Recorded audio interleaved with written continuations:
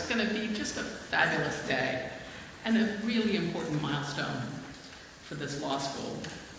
100 years ago, 1923, Jane Brown Ranson was our first woman to graduate from the law school. That year, she and Elizabeth Tompkins at the University of Virginia became the first women to receive law degrees in the state of Virginia. Like many fiercely intelligent and feisty alumni, Jane was not the retiring type. We don't know a great deal about her career. We know she did practice law, at least briefly. We also know that while she was a law student, she was a very strong law student. At the end of the first year, she was number 2 in her class. And the faculty voted her most improved. She was not impressed, not pleased, and it is reported in the press that after she graduated, she sued the faculty for defamation. I mean, you have to love this, really. As they say, we don't know a lot about her subsequent career, but we do know she was a very strong advocate for women's rights. In 1924, there apparently had been a bill proposed that would have guaranteed women the same rights, privileges, and immunities enjoyed by men. And she published a long editorial in support of that bill. In response to the argument that this might nullify some of the protections that women enjoyed, Jane wrote, "Most women, it is safe to conjecture, would prefer equal chance to equal pay rather than protections. Make women independent both economically and otherwise, and the chances are they can meet the emergencies as well as men have done." And as to the argument that the bill might produce a flurry of litigation, she wrote, "This might be remotely possible, but it seems there's no special reason why the courts should not be occupied with rendering justice to women." The bill that Jane advocated for did not pass, and progress for women was slow. Over the next 45 years after Jane graduated, the University of Richmond graduated a total of 31 women. The slow progress was true nationwide as well. As of 1970, about 4% of the lawyers in the country were women. Let me put that and give you another reference point. 1977, Jimmy Carter was inaugurated as president. In that year, of the 97 federal Court of Appeals judges, there was one woman judge, Shirley Hofstetter. And of the 399 federal district judges, there were 5 women. Of the approximately 175 law schools, only 4 had women deans. 1977, that wasn't actually that long ago, at least for some of us. So what do things look like today? About 30% of the federal bench is now women.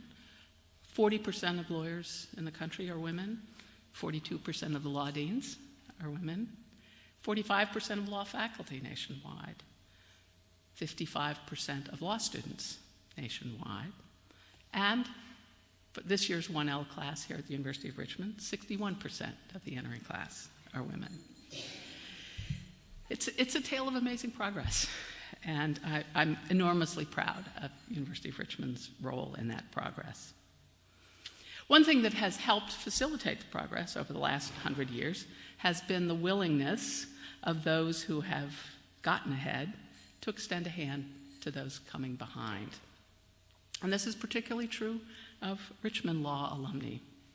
That's one reason why I am so pleased to announce a new scholarship.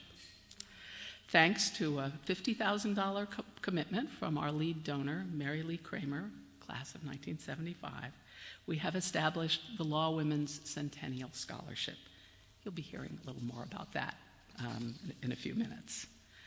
So we have a fantastic lineup of speakers and sessions today, culminating at 5 o'clock with a sparkling wine gathering and toast under the tent. So I'm so excited to have all of you here and the opportunity to just enjoy good fellowship and have a good time. Now it's my pleasure to introduce our next speaker, President Kevin Hallock. Kevin F. Hallock is the 11th president of the University of Richmond. He's a labor market economist, an award-winning teacher, and author or editor of 11 books and over 100 publications. Before joining the University of Richmond in 1921, sorry, I'm thinking, my apologies.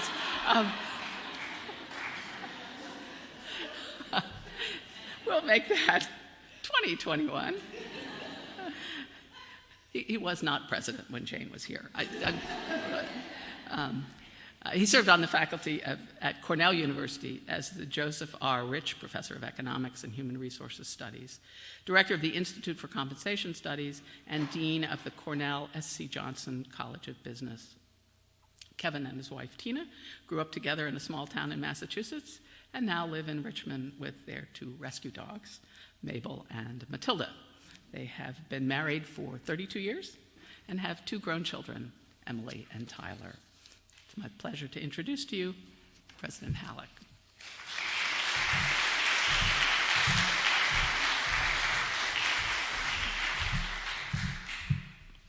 Thank you, Wendy. Someone told me I look young to be a president, and I'm older than you, but imagine what I'd look like after 100 years. President Boatwright was president of this university for 51 years, and we did an event at the Virginia Museum of Fine Arts last year, and I met a baby, and I said, I'll only be 70, I guess I would only, if a baby were born today, I would only be 76 when that baby graduates from the University of Richmond. So it's possible, but I'm not going to go 100 years. So good morning, everyone. It's really wonderful to see so many people, to see people I've met before, and to meet new friends of the university. Thank you for making time to be with us on this really monumental occasion for the University of Richmond. I'm super excited about the 100 years of women at this university and the law school, and look forward to the future. There's a ton of energy on this campus this year, and I'm really super grateful for Dean Wendy Perdue's extraordinary leadership and partnership leading this law school, and for the law school's positive momentum. I love Richmond, and I'm confident that together we can ensure it becomes even more remarkable for future generations of spiders. Seeing you here today and feeling the enthusiasm within this room only deepens my conviction for the future of the university. I'm proud that the university, along with the University of Virginia, led the way in women's legal education in Virginia, graduating the first women. It's great that a featured speaker this morning has degrees from both the University of Virginia and the University of Richmond. For many, this was not an easy path to walk. We're here today to celebrate the strength of those who came before, to honor their success and achievement, and to envision progress still on the horizon. At Richmond, we aspire for all spiders to feel invited and empowered to fully participate in our community, and we know that they are an important part of the web. We strive to be relentlessly welcoming. For alums, I hope you feel connected today and valued, and that you will support today's students and tomorrow's. And I welcome your partnership as we seek to make this campus a place where all spiders thrive. My sincere thanks to our alumni leaders who assisted in planning this event. The names of those who helped to do that on the planning committee are listed in the program, but I'd love for those members of the planning committee to please stand so we can recognize you now.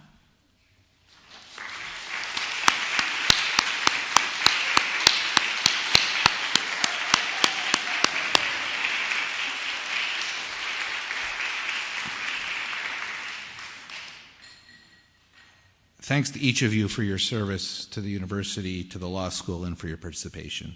I particularly want to thank Rihanna Shabsin, Law Director of Alumni and Relations, for her extraordinary work. Rihanna, will you please raise your hand so people can see you? There she is.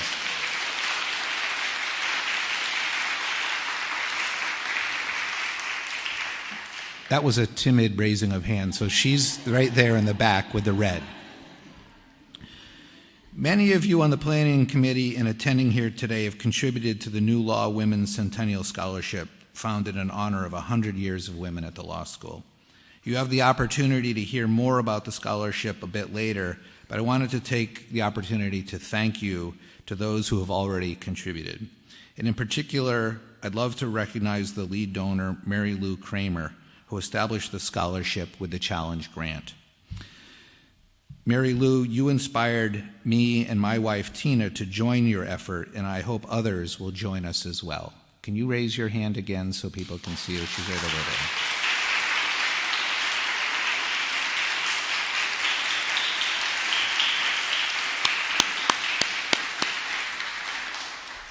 So I hope you have a wonderful day here, and I look forward to spending more time with you.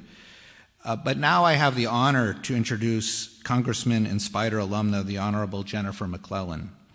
Congressman McClellan joined the U.S. Congress this March, and our university is proud to have such a distinguished legislator and alumna as a member of the U.S. Congress. She's also a very nice person, and if you haven't met her, I hope you'll get a chance to say hello to her today. Representative McClellan was born in Petersburg and attended Matoaka High School in Chesterfield, where she was valedictorian. I haven't yet visited Matoaka, but I did watch them play Glen Ellen in a baseball game last spring. She earned her undergraduate degree here at the University of Richmond, where she served as a charter member of the Rho chapter of Delta Sigma Theta, and she obtained her Juris Doctorate from the University of Virginia. Representative McClellan has served the greater Richmond area in elected office for nearly 2 decades. In Congress, she sits on the House Armed Services Committee and the House Science, Space, and Technology Committee. Throughout her 18 years in the Virginia General Assembly, she's passed over 370 pieces of legislation, including landmark bills on voting rights, climate change, reproductive health care, worker protections, and labor rights. She lives in Richmond with her husband, David Mills, and their 2 children, Jackson and Samantha. Now, more than ever, our nation needs selfless, smart, hardworking, and dedicated public servants like this Spider.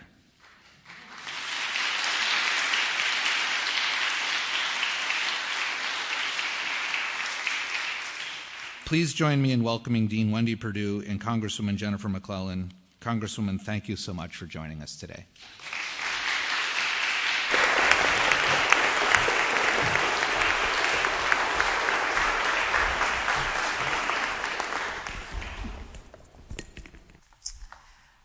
So, Representative McClellan, thank you so much for joining us today.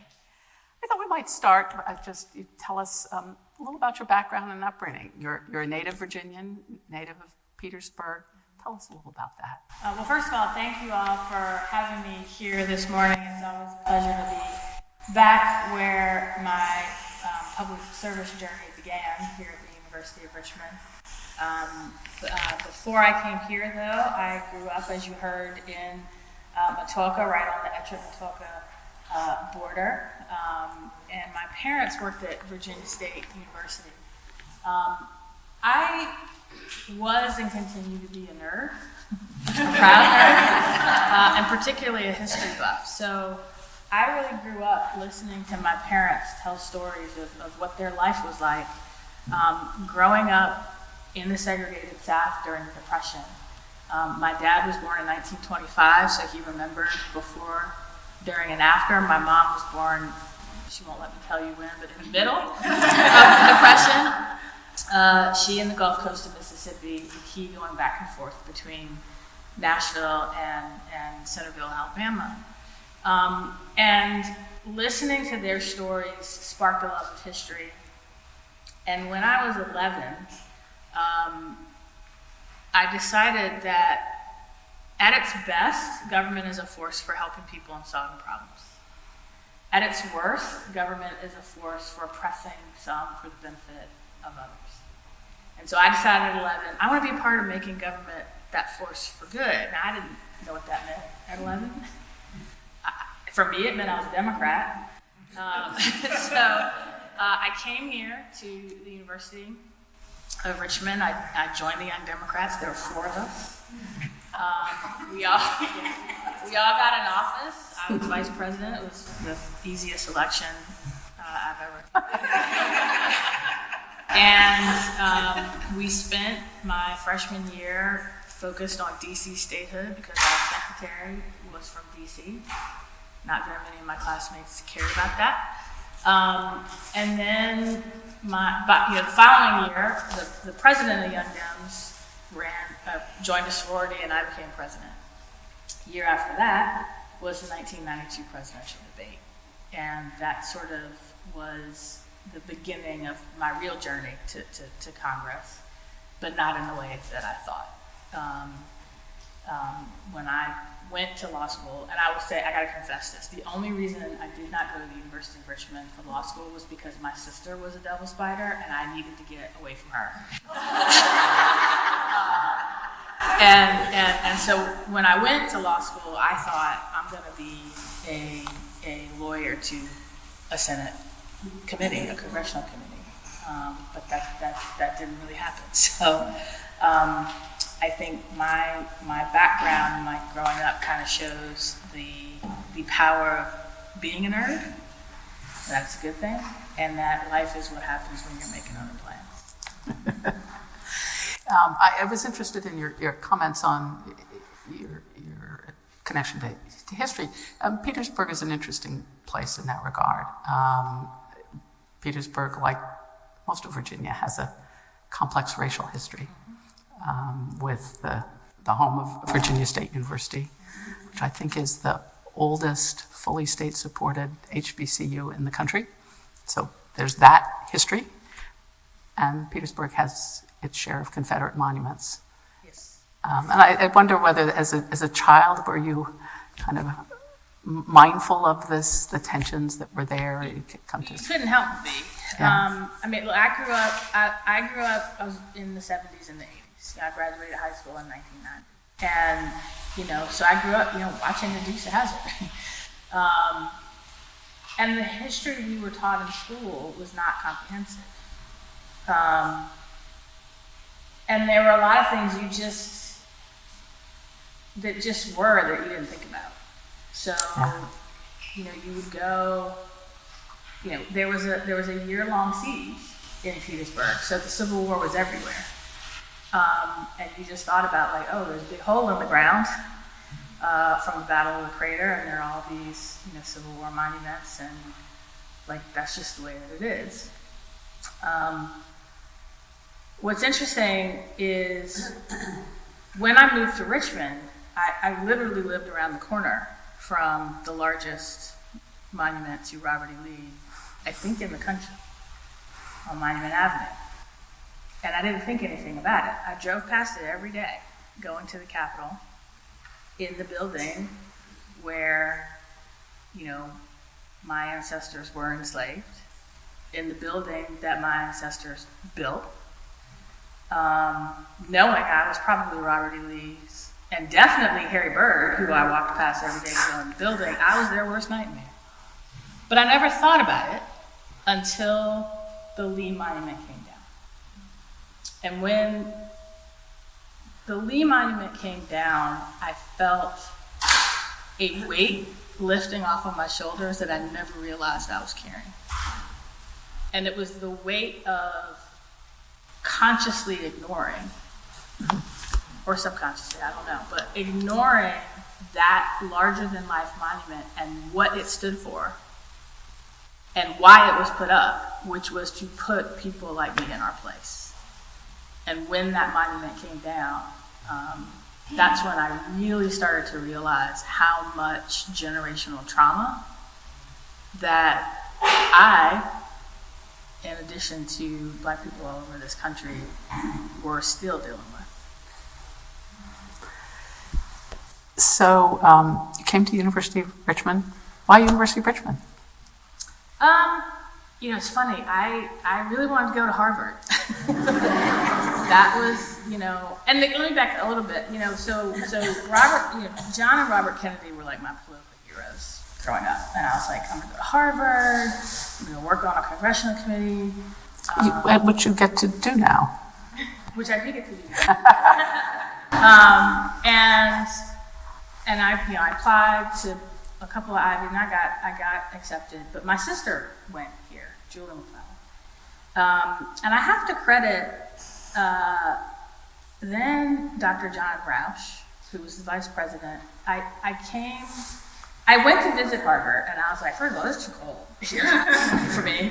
And I really, cold both physically and metaphorically. I went to an admitted students weekend for black students, and I was like, I'm gonna get lost here. And I don't feel at home here. So I came to it, but I didn't want to come to Richmond because it's like Julie's there, and we look a lot alike. And I spent my entire time in high school like trying to come out from under her shadow. But I came and I visited, and I was like, this feels more comfortable. And then I talked to Dr. Roush, and he kind of helped me understand I can build my own life here in a way that I probably couldn't at Ivy League. So, and I got then, I don't know if you still have it, but it was a presidential fellowship. Didn't have money. I did get a Cigna scholarship, but what sealed it was I got a presidential fellowship, which basically included if you kept a certain GPA, you got automatic acceptance to the law school or the business school. And I said, all right, that sounds good to me. And then, my dad, I think, was secretly praying that I said no to Harvard because he didn't want to have to pay that tuition. So that's why I came. And then on to UVA Law School. So were you one of those people who've been thinking about law school since junior high school? Or was that a later plan? No, literally when I was 11, I said, I'm going to go to law school, I'm going to go be, and my grandfather was a lawyer, so, and most of the major civil rights or really any social justice movement, lawyers were at the center of it, including my grandfather, who was a lawyer to the national sit-in students. So I knew, I'm gonna go be a lawyer, I'm gonna work for a congressional committee, maybe one day I might run for office, but that was my path. So I knew I was gonna go to law school. I thought I was gonna come here since I had automatic acceptance. I took I didn't study for the LSAT because I was like, I don't need it because of coming to the University of Richmond.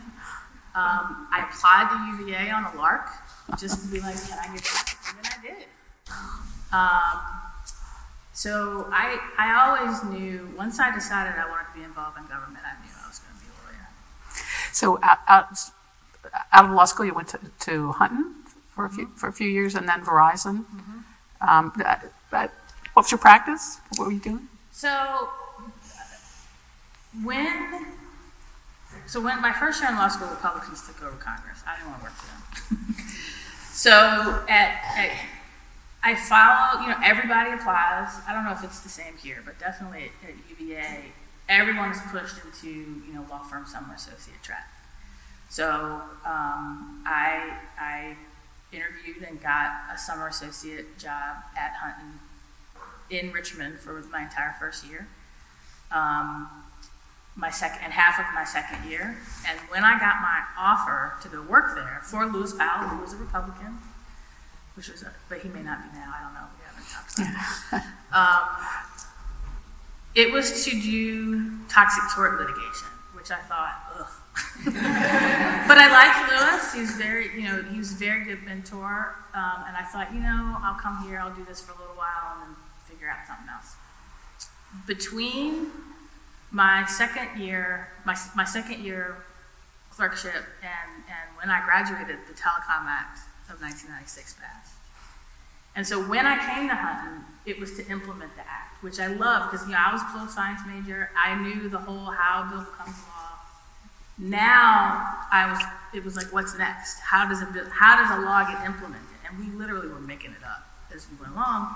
So I spent 5 years at Hunton as outside counsel to GTE and then Verizon. I spent a year in Texas loaned to GTE, and then was working on the first arbitration at the FCC under the Telecom Act. And the head of the Federal and State Government Affairs Department saw me cross-examining a witness and said, "Why didn't you work for us?" So I got an offer to work as a regulatory lawyer in the state and federal government affairs wing of Verizon, and then spent 20 years doing that. And my job evolved over those 20 years, just like technology did. But it really was just the luck of the draw of I was planning to do this, and life took me over there instead. Now, you were first elected to the Virginia House of Delegates in 2005, I think, at age of 33. I wonder what challenges you faced as a young black woman in the Virginia legislature in 2005, and how you dealt with that. So I was also a young black woman from the most Democratic district in the state, in a body that was mostly white male Republicans over 50. Now I had an advantage. My dad, I was the oops baby, so my dad was older than a lot of the at that time he was the same age as a lot of people I worked with, and a little bit older, but I had something about being the youngest daughter of an older dad. You learn how to deal with that generation gap. And I noticed that a lot of my colleagues treated me the way they would want somebody to treat their daughter, which I took advantage of, frankly. But I quickly learned everybody's political views are based on, or shaped by their life experiences and what they know. I need to understand their life experience, why they believe what they believe, even if I don't agree with them. More importantly, I need to share my life experiences and my perspectives. So I couldn't be shy about when we have a bill that would lead to voter suppression, standing up on the House floor and telling the story of my great-grandfather having to take a literacy test and find 3 white men to vouch for him just to register to vote. You know, as the daughter, niece, granddaughter, great-granddaughter of domestic workers, I could stand up and explain the value of domestic work and help people understand, oh, by the way, these worker protections that we all take for granted, they don't apply to domestic workers. And in doing that, more often than not, I was able to find common ground. And where I couldn't, I just learned, like, you just gotta persist until you get the majority, and then you do what you need to do. But you have to meet people where they are. You have to understand whether you agree with them or not. Everybody has value. Their opinion has value. Now, I don't truck with white supremacists, okay? And now I gotta deal with some. But unless they show you or give you a reason not to respect them and where they're coming from, you need to respect them and start from that place. And that's how a lot of, like, probably 300 of those bills that I passed, I did it in the minority party, and that's exactly how. And being nice. I mean, it's hard for people to be mean to you and kill your bills for no reason when they like you. So a few years later, I think you were the first Virginia delegate to participate in a legislative session while pregnant. Yes. How did your colleagues deal with that? That was interesting. It was way more interesting when I was nursing, but the first, and it was the first trimester when that session started. And so the only people that knew for a long time were the speaker, because if something happened, he needed to know, and my seatmate, because he needed to get out of my way when I had to go to the bathroom. And people were protective. I remember we were debating a bill on Chinese drywall, and they were passing around some materials that had gotten contaminated, and everybody's like, oh yeah, no, Jim, you can't touch that. Okay. But people were pretty respectful. My pregnancy was outed on the Family Foundation's blog. which was weird. And I remember, and it was in the context, we were debating abortion restrictions. That was the first year the transvaginal ultrasound bill made it to the floor. And or it was in a committee, and they posted on there, Planned Parenthood's biggest advocate, Jennifer McClellan, who's pregnant, by the way. And I found their lobbyists, and I said, thank you very much for letting my family know that I'm pregnant before I had the opportunity to do that. I really appreciate it. And they were like, so that was weird. Ironically, when my daughter was born, 5 years later, her birth was outed on Facebook. She was born 9 weeks early, and by emergency C-section, I was unconscious for like 12 hours, and when I woke up, I got a text from my best friend who's like, have you given birth? And I'm like, yes, how did you know that? Oh, it's all over Facebook. And we had to trace back, because I was supposed to speak at a luncheon that day, but obviously I didn't, but one of my colleagues did, and said, oh, we all congratulate Jen for her daughter being born. And I had to trace that back and find it and be like, please take that down, because my daughter might not live through the night. She did. But that was weird. That was very weird. And then I nursed and pumped in places that I think Thomas Jefferson never envisioned. That building. Which was fun. So you're you've been a number of firsts, and most recent first is the first Black woman elected to Congress from Virginia. I wonder whether you sort of feel any particular burdens or responsibilities of firstness? I wouldn't call it a burden, because, first of all, it's an incredible honor that I still get goosebumps when I think about. And when, the beauty of coming in a special is you actually get sworn in front of everybody and you get to give a speech. And if you ever watch it, I get choked up. And I still get choked up when I think about it. Because we the people didn't mean me. And yet now I'm like number 435 in Congress. It is an incredible responsibility, because I know that those seats weren't built for me, that I have an obligation to ensure I'm helping everybody. I'm helping the next one come. But being the only one in Virginia, I don't just represent the 4th Congressional District. Whether people want me to or not, I represent Black women all over Virginia. There are only 28 Black women in Congress. Total. Well, now 29 because of LaFonce Butler being sworn in. I'm only, there's less than 7% of Congress are mothers with young children, and 3% are Black mothers with young children. So I am not just a voice for the residents of the 4th Congressional District. I am a voice for Black women all over this country. And I take that responsibility very seriously. And I'm looking for opportunity. People expect me to talk about domestic workers or reproductive health. They don't expect me to go on national television and talk about the war in Ukraine. They don't expect me to talk about military readiness. So I look for opportunities to talk about things that people don't expect a Black woman to talk about, but that affect Black women. So I wonder if there have been particular women in your life who uplift you and make a difference. My mom first and foremost.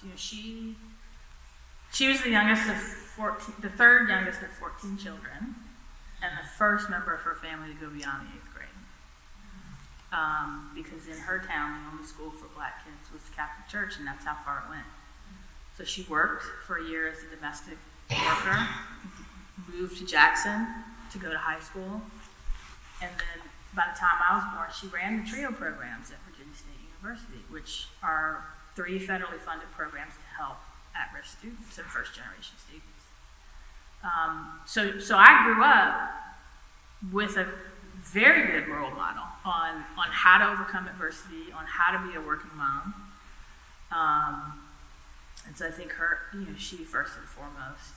And I have a crew of women friends, two of whom graduated this law school, who once a month, we do ladies' night dinner, and we really support each other. And we're all involved. We're either in state government, now federal government, either as lobbyists, as judge in there, and we just get together to talk about whatever we need to talk about and have fun, and we force ourselves to do it. So they keep me grounded. Well, that connects to what I was going to ask about, just sort of how do you maintain a balance? Is there such a thing as a balance of the many pieces of your life? I mean, you're always in danger of dropping something, and I think the first step is just acknowledge that you're going to drop something and give yourself the grace to do it. I have an incredible husband who I don't know if he signed up. I mean, I got elected and then I got married and then I had kids. If he kind of knew what he was getting into, I don't think he knew he'd end up married to a member of Congress. But he's very supportive and has really taken on more of the burden of the home front than his peers. And that allows me to do what I do. My kids, at the end of the day, you got to set your priorities. And my kids are my number one priority. And at the end of the day, they don't care. They don't care if I have to vote to keep the government from shutting down. My daughter got mad at me last week. We were supposed to be, this week and next week, we're supposed to be in district weeks. Last Saturday, I don't even know what day it is. Saturday, we vote to avoid a government shutdown. I came home, and then we had to come back. And my daughter's like, well, you said you were going to be home for 2 weeks. I'm like, blame Kevin McCarthy. She was like, all right, can I call him? She's ready to call him. So that's what happens at the end of the day. I'm still a mom. My mother's now 90. At the end of the day, I've got to worry about that. But having a support network is incredibly important. Taking the time for self-care is incredibly important. And doing whatever you need to do to recharge your battery, no matter what else is going on, is incredibly important. And have a great staff. I got to shout out Charity. I have a great staff. And the best part of my job is I went from 2 staffers in the state senate to 16 in Congress. Get a good scheduler. and that helps me do it. So you've served in the Virginia legislature and now in Congress. Any observations on the differences between those? Yes. I mean, I use 2 metaphors, both of which are very accurate. It's the difference between high school and college. And every possible way that metaphor you think of is true. And it's the difference between... Just for clarity, which is high school? Oh.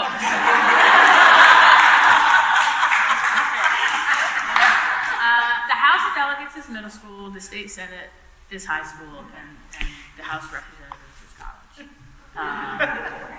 And there's a caucus for everything, and they're like all the little student organizations, and there are, sororities and fraternities there too. But it's also the difference between the minor leagues and the major leagues in baseball, if you're a baseball fan. There are days I say it's kind of the difference between the Bush leagues and the major leagues, but the frustrations, the challenges, the personalities, the dynamics are all very similar. It's just bigger. You've got to level up to another skill set, but you got the basics there. And the stakes are higher. We were never really in danger of a government shutdown in Virginia. We're probably going to have one come November 17th. And there are things that keep me, and I get classified intelligence briefings on the Armed Services Committee. There are things that keep me up at night I can't talk about. But I wouldn't trade it for anything. I absolutely love it. Absolutely love it.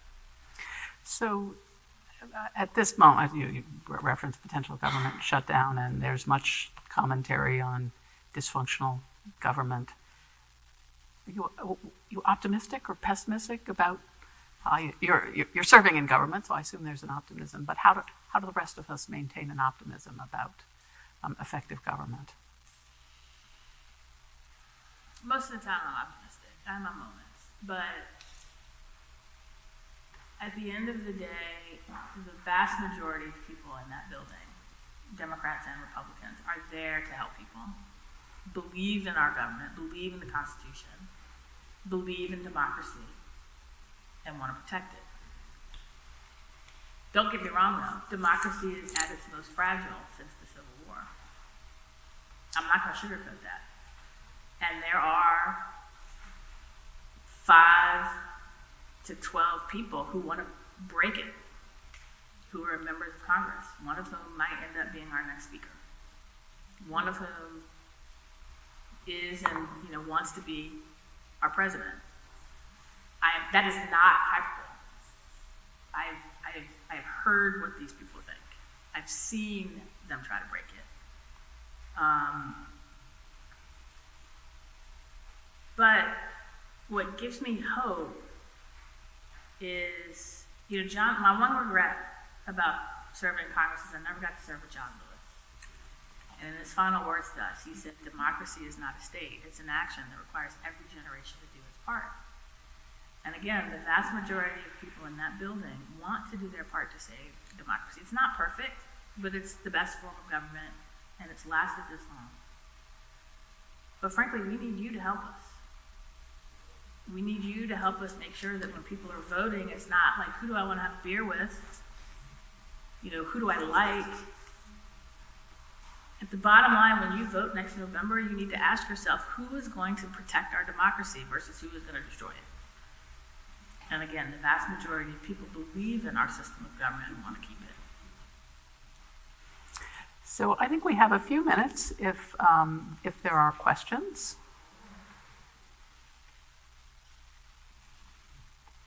I see a hand. Maybe do you mind standing up? Usually very loud. Being in the workforce, kids, everything, we've had to all juggle.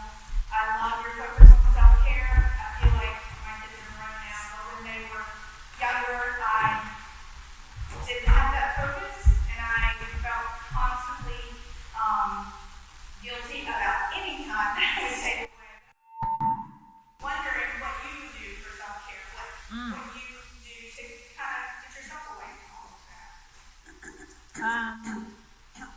I love a spa.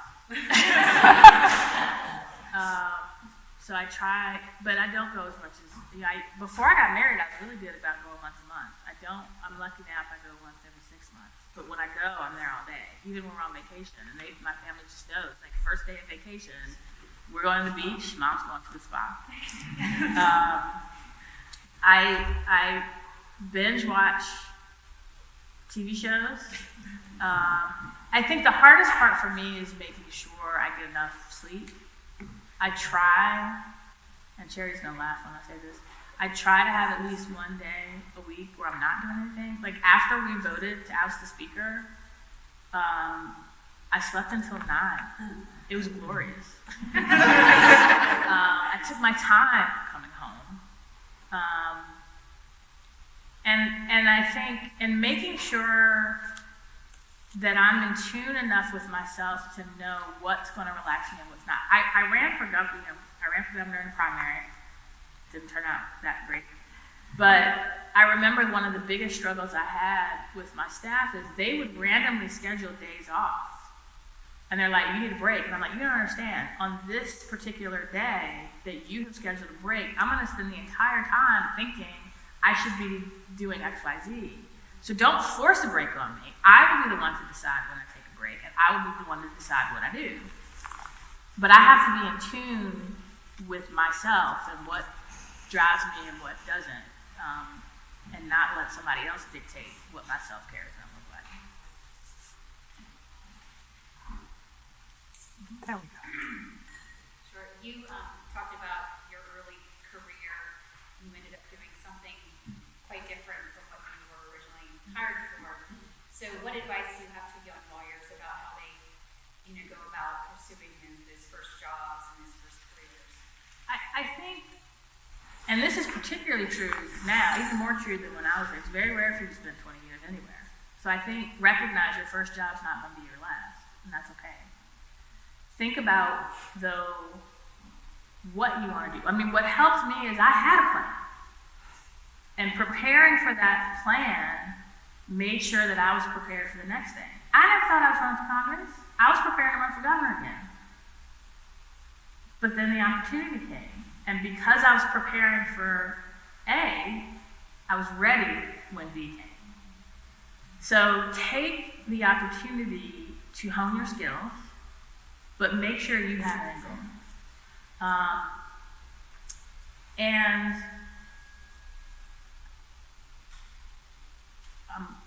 what I'm about to say may be controversial, but recognize you're going to have to work hard. Recognize my life, because people are watching when you don't think they're watching. And because of that, when they see your work ethic, when they see you're reliable, you will have opportunities come that you never dreamed of. People are watching, but if they don't see a work ethic, if they don't see that you're reliable or trustworthy, you're not going to get those opportunities. So, in your first job, it's critically important that you are presenting a work ethic that you will be proud of. Don't kill yourself, but people are watching.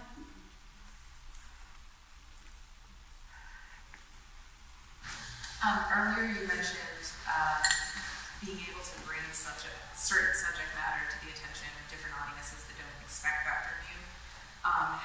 What advice would you give for those of us who kind of face that same issue? How do we insert kind of our own expertise and desires within a bigger conversation when we're expected to focus on certain issues because of how people present? Just do it. Don't wait for them to ask you.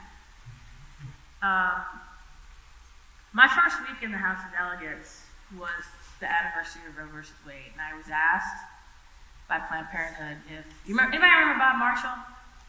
Yeah. So they expected Bob Marshall to say something crazy, and they're like, "Would you be willing to speak if he does?" And my initial reaction was yes, and then I thought, wait a minute. If my first speech is on Roe versus Wade, I go right into the stereotype they want me to. So I said no. I intentionally chose to talk about Tim Kaine's energy plan as my first speech. My second speech was on payday lending. I didn't wait for anybody to come ask me. So look for those opportunities and insert yourself, and don't wait for permission. But you better make sure you know what you're talking about. Because if you get up there and sound like you don't know what you're talking about, you won't get those opportunities. But once you show, like, oh, she knows what she's talking about, then they'll start to come to you and ask you to speak on those issues.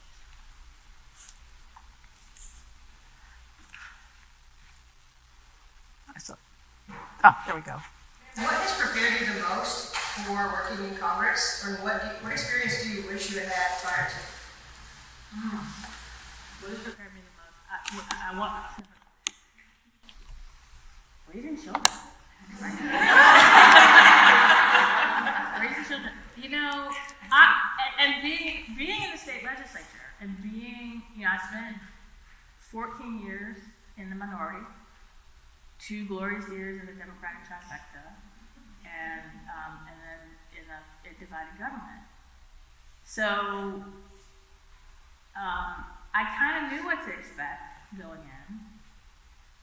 What I wish I had done, here I was an English major, English poli-sci, and a history minor, and all of that has prepared me, especially history and English. I kind of wish I had taken a psychology class, because at the end of the day, institutions are made up of people. And if you're in an institution where you're trying to convince people to do what you want them to do, it helps to understand what makes them tick. So yeah, that's the one thing I wish. So one history question I think I will ask, given that you're a history buff. Okay. Any woman of the last 100 years you'd like to have dinner with? Oh,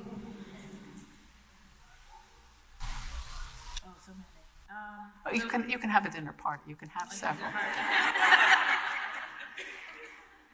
Well, the first one that comes to mind is Maggie Walker, just because she was the first black woman to run statewide, and just how instrumental she was in the Richmond black community. She's probably the first one. Cleopatra, just because no one fully, we don't know what she was really like and what the real truth is, and I'd love to hear it from her mouth. And Queen Isabel of Spain, because now I'll really tell you what a big nerd I am. So Queen Elizabeth of England decided to keep her power. She had to remain unmarried, and made a conscious decision: I'm not going to get married. Queen Isabel of Spain married very young, but still managed to maintain her power, because before she got married, she was a queen in her own right. Now, she did a lot of stuff I don't approve of, but I really would love to probably have a dinner party with both of them, and kind of hear their perspectives about how they balanced or didn't balance their personal life with their brain. That sounds like a great dinner. Representative McClellan, thank you so much for the insightful comments. It's really been just such a pleasure having you. Thank you. Thank you.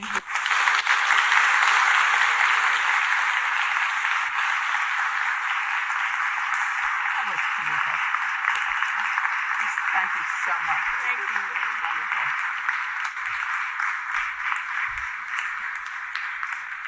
So I think we have a Break. break. Reconvene at 11:15. Back in here. Break time. Thank you all.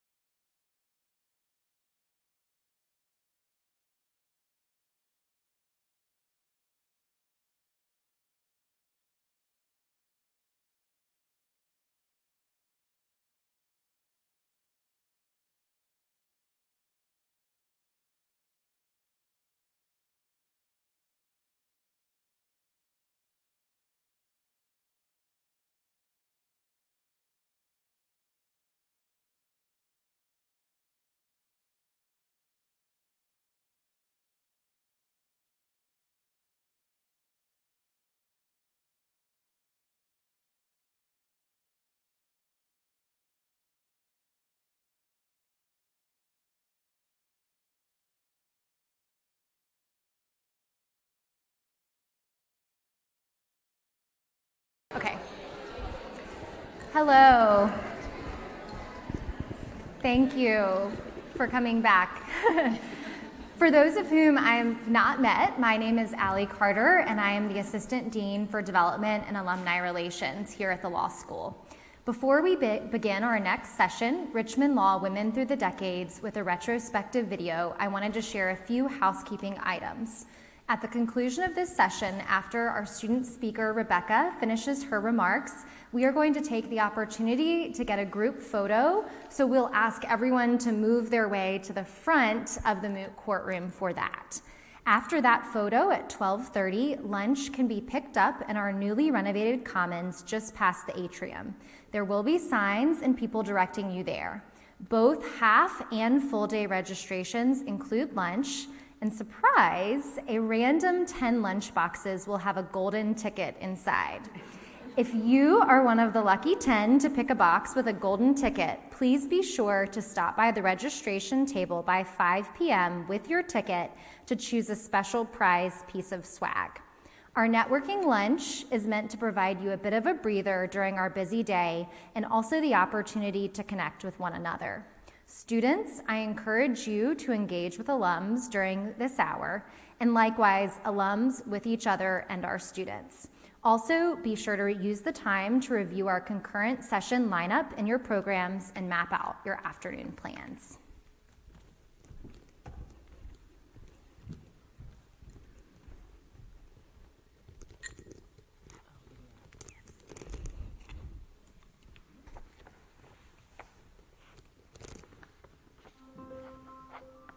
For 100 years, the University of Richmond School of Law has been breaking barriers in the legal profession. While women have faced an uphill battle in the profession, progress has come hand in hand with these challenges. Just before the 19th Amendment was ratified in 1920, Richmond Law had begun accepting female students. Just a few years later, its first graduate would begin paving the way for all of the alumni who have followed. Today, 60%, more than half, of Richmond Law's entering class are women. Jane Brown Ranson was the first woman to graduate from Richmond Law in 1923, but for her, it hadn't been the easiest road. Shortly after graduating, Ranson filed 2 defamation lawsuits against the university. As a student, she had received a Most Improved Award for the study of law, that she alleged was given to imply her inferior knowledge of the law, despite ranking second in her class. The outcome of these suits is unknown. Early victories for women gaining licensure, winning elected offices, and serving as judges continued the momentum.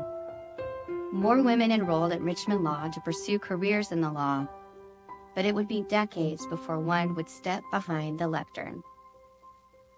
In 1976, Nina Ricky Keston became the law school's first female full-time faculty member.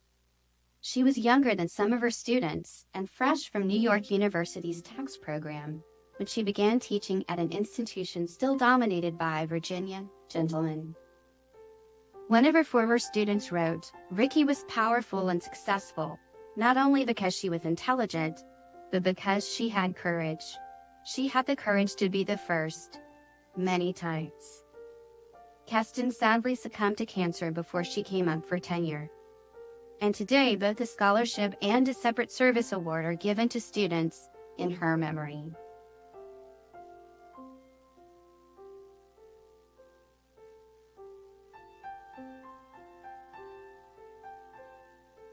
Eight years after the first woman was hired full-time, Okeana Christian Dark became the first African-American woman tenured at the law school and the university. Her teaching received several distinctions. Twice, she received the university's Distinguished Educator Award, and the Virginia Women's Attorneys Association honored her with its Distinguished Faculty Award. Dark now serves as Associate Provost for Faculty Development and Professor of Law at Howard University.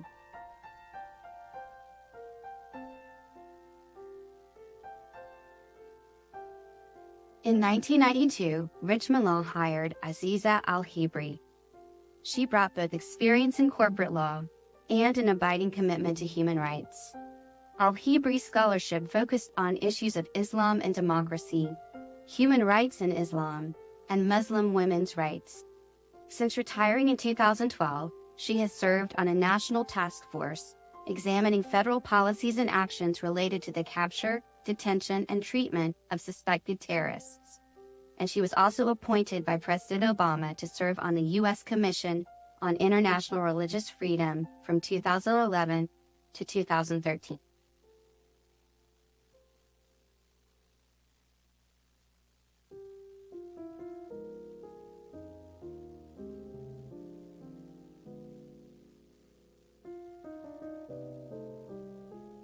Throughout the decades, Richmond Law has seen steady growth in the number of women represented in its full-time faculty.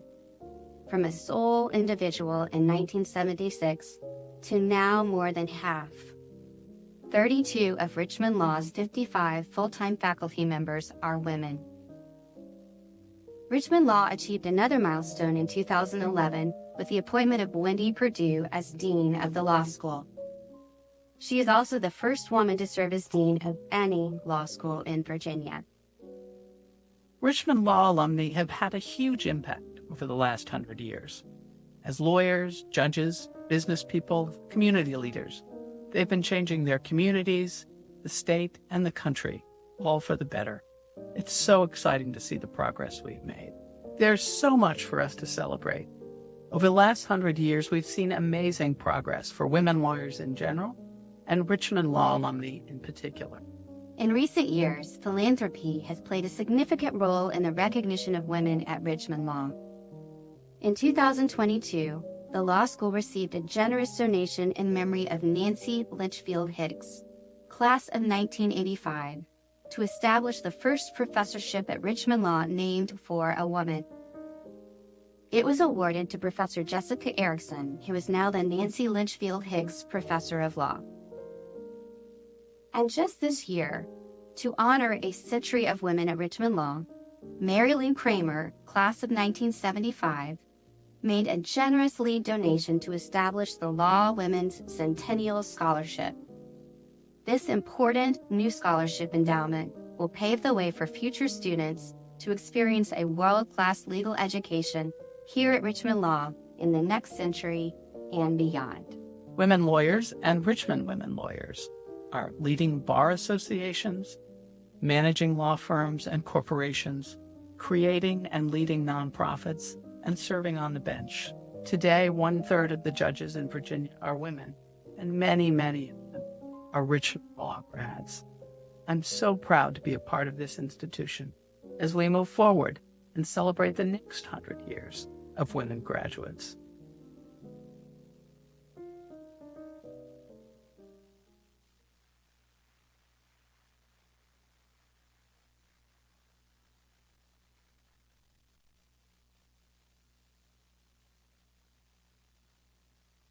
Of our alumni from the last 100 years. We don't have Jane Brown Ranson here, but we do have alumni going back to the 1970s, ending with a current student from the class of 2025.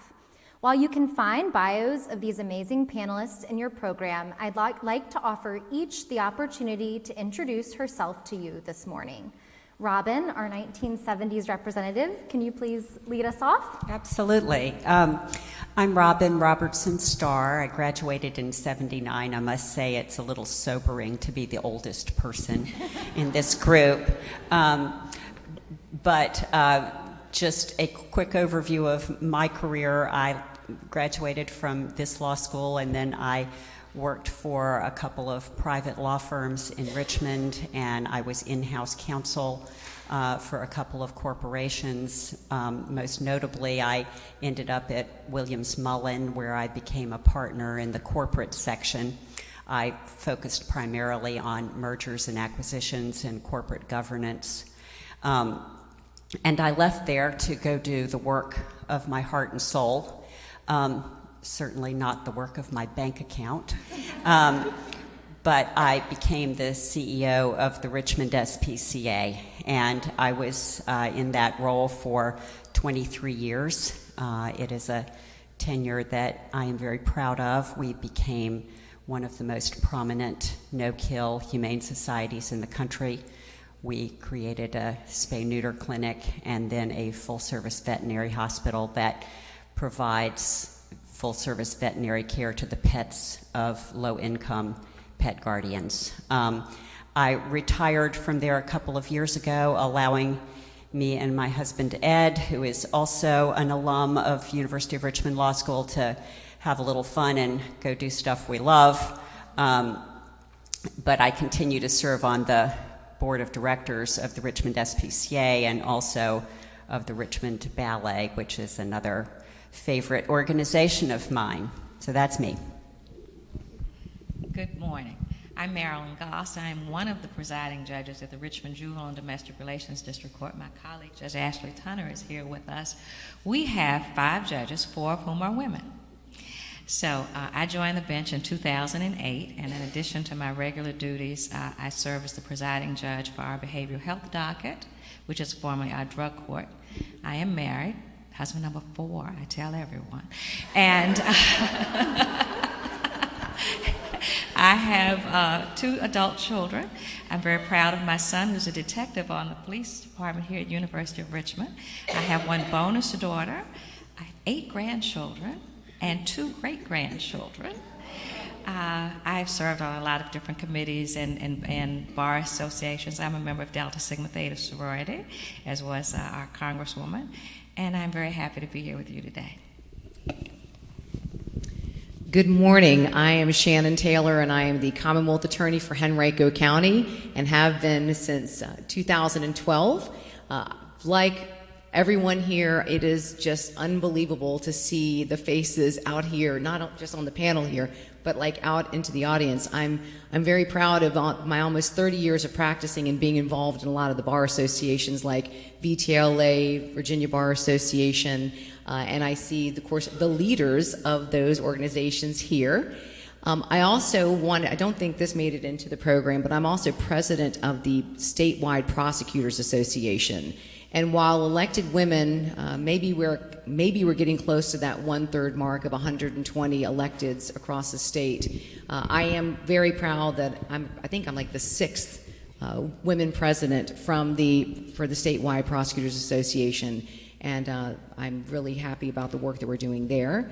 And then just lastly, just want to say it is a real honor to be here and hope that we'll be able to share maybe some impactful things for the audience. Thanks. Hi, good morning. I'm honored to be here as well, and I am lucky to come here every day. I'm a member of the faculty. This is my 11th year, and I teach legal writing as well as restorative justice. Since graduating from law school, I first clerked for 2 years for Chief Justice Harry Carico, and that's at the Virginia Supreme Court. And then I worked at a small firm in Charlottesville for about 7 years before, like Robin, making a transition into the nonprofit world, where I led food distribution work at the Blue Ridge Area Food Bank, which serves 25 counties in central and western Virginia. I got the opportunity, though, when Clark Williams, then Associate Dean of Academic Affairs, and whose fabulous pictures were up here a couple of times, Clark called me and said, "You've been an adjunct for a little while, and we know you love teaching. Would you be interested in maybe joining us full-time?" And that was when Dean Perdue initiated a move to sort of stepping up Richmond's commitment to preparing our students to emerge with really exemplary analysis and writing skills. So for the past 10 and a half years, there's a group of us who full-time spend both enormous class time and one-on-one time with our 1Ls on writing. I love doing that work, and I'm really very glad to be here today. Hi, I'm Rachel Weinberg-Rue, and I graduated with the law school class of 2019 and the undergraduate class of 2016, and I'm currently working on my School of Professional and Continuing Studies degree with a master's in human resource management. I have been working in the same job since I graduated, here at the university, actually, in the Office of Financial Aid as our compliance officer. It certainly wasn't what I expected to be doing when I graduated. I thought I was going to do tax and estate law, and then I was very fortunate where the director of financial aid created this position for me so that we could kind of forge a pathway together in discovering what we could do with that position. So I'm also very lucky to be on this panel, and wow, I am very intimidated because everyone is so impressive here in this room, so thank you for that opportunity. My name is Molly Calo, and I am a current 2L student at Richmond Law. I've had the absolute privilege of serving as the RWL, Richmond Women's Law President this year. And it's just been such an honor to get to know all of the women, alumni, and current students here. Thank you all. So to kick us off, I've got a simple question. Why law? Judge Goss. Well, unlike our Congresswoman, I did not know that I wanted to be a lawyer. My first career was a teacher. I wanted to work with children. I thought about being a pediatrician or pediatric nurse, and then the number of years and dealing with a child with a serious illness, I thought that was a bit too much. So I decided to go into education, and I got my undergraduate degree in elementary education. After I earned that degree, there were no teaching positions in the city of Richmond. This was in in the early 80s, no, late 70s. There were no teaching positions in Richmond. And so when I was in high school, all the young ladies took home economics and typing. So I knew how to type. So I got a position as a legal secretary at the law firm of Hill, Tucker, and Marsh. And I was actually Oliver Hill's secretary. So to now be a judge at the Olive Hill Courts building, really, it just means a lot to me. But I had no noble reasons for wanting to be a lawyer. I really didn't. It was just the only other thing I had been exposed to. So after I taught for a few years, I was divorced, and I told you I was a husband before. This was number one. And so I was struggling, and I thought, well, what else could I do? And so I thought about being a lawyer. And what did I like the most about being a lawyer? I like going to lunch with the clients and having a drink. I thought that was a wonderful career. But I also thought maybe I could make a little bit more money than a school teacher. So I decided that I wanted to go to law school. And this was something that just popped into my head one day while I was teaching. And I taught Title I reading. I was in a trailer out behind the school, and I went over to the cafeteria and used the phone, and I called over to speak to Henry Marsh at the law firm. And I said, if I go to law school, will you do a letter of recommendation? He said, yes. And I started looking, and I was too late that year. I'd missed the LSAT, so I had to put that off for a year. And the next year it came up, and I applied, and I was accepted at University of Richmond. I applied at a couple of other schools, but at that time my son was 3 years old, and my family was here, and so this was the place for me. And so the rest is history, but that's why. Doron, could you share why law for you? Sure. The simple answer is that I knew I wanted to help people.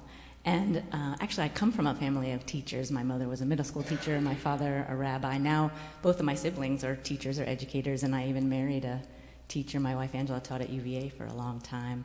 But I thought that, I think, to pick up on Congresswoman McClellan's nerd theme, I'm really a nerd about systems and structures, kind of how we govern ourselves and how communities work. And so I thought that a way to bring together that kind of teacher heredity and the desire to be of service and that kind of systemic nerdiness was to go to law school. Thank you. And now that we know why law, I hope we can all agree that Richmond Law is a special place. The first question I ask just about every alum I meet is why Richmond Law? Rachel, you're a triple spider, actually, not just double, who chose Richmond 3 times. Can you tell us why Richmond Law for you? Sure. Honestly, it was for several different reasons. So firstly, I really loved my experience here as an undergraduate student.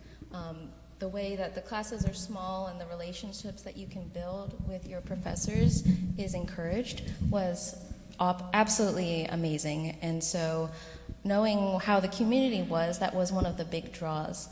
I also had a really great interaction with the Office of Admission, even when I was just an undergrad.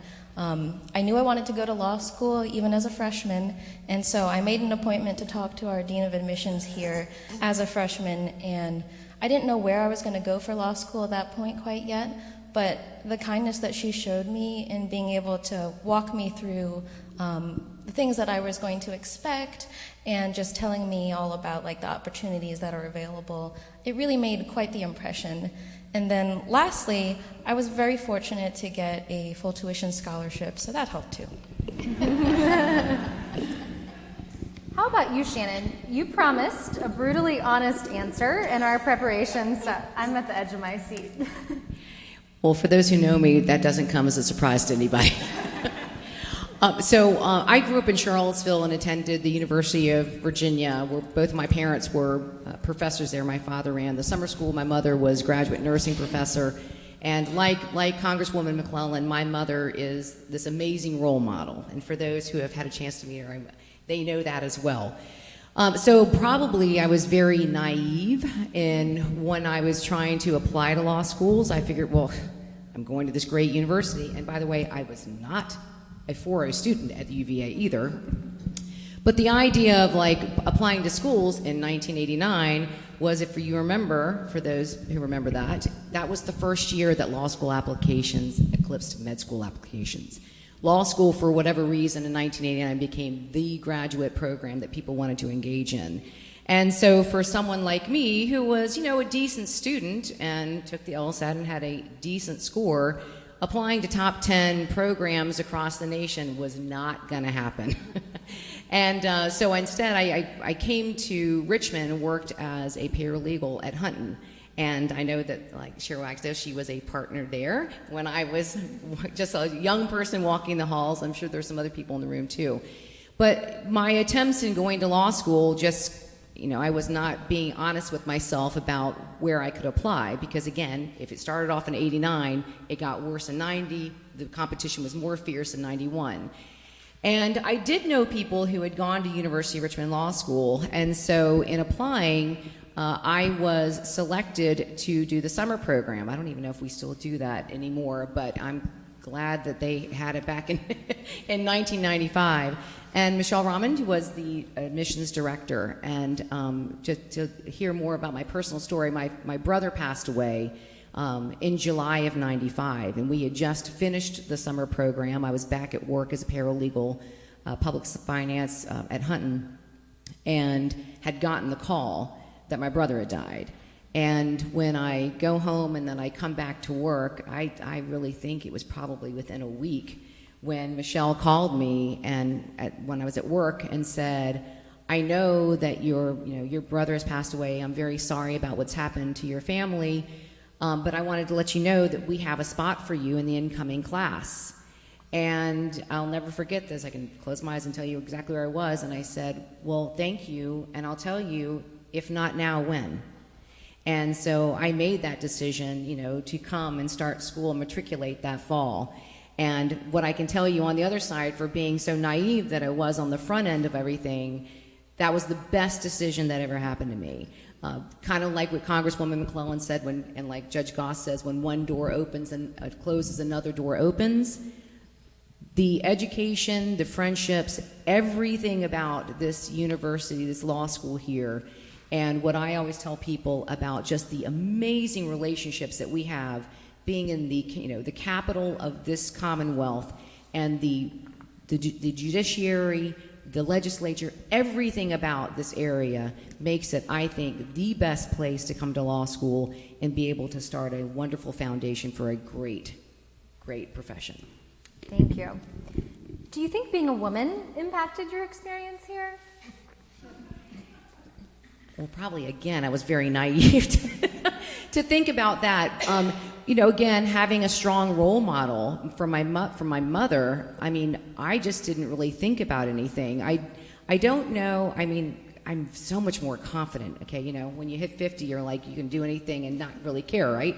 So I'm so much more confident today than I was 30 years ago.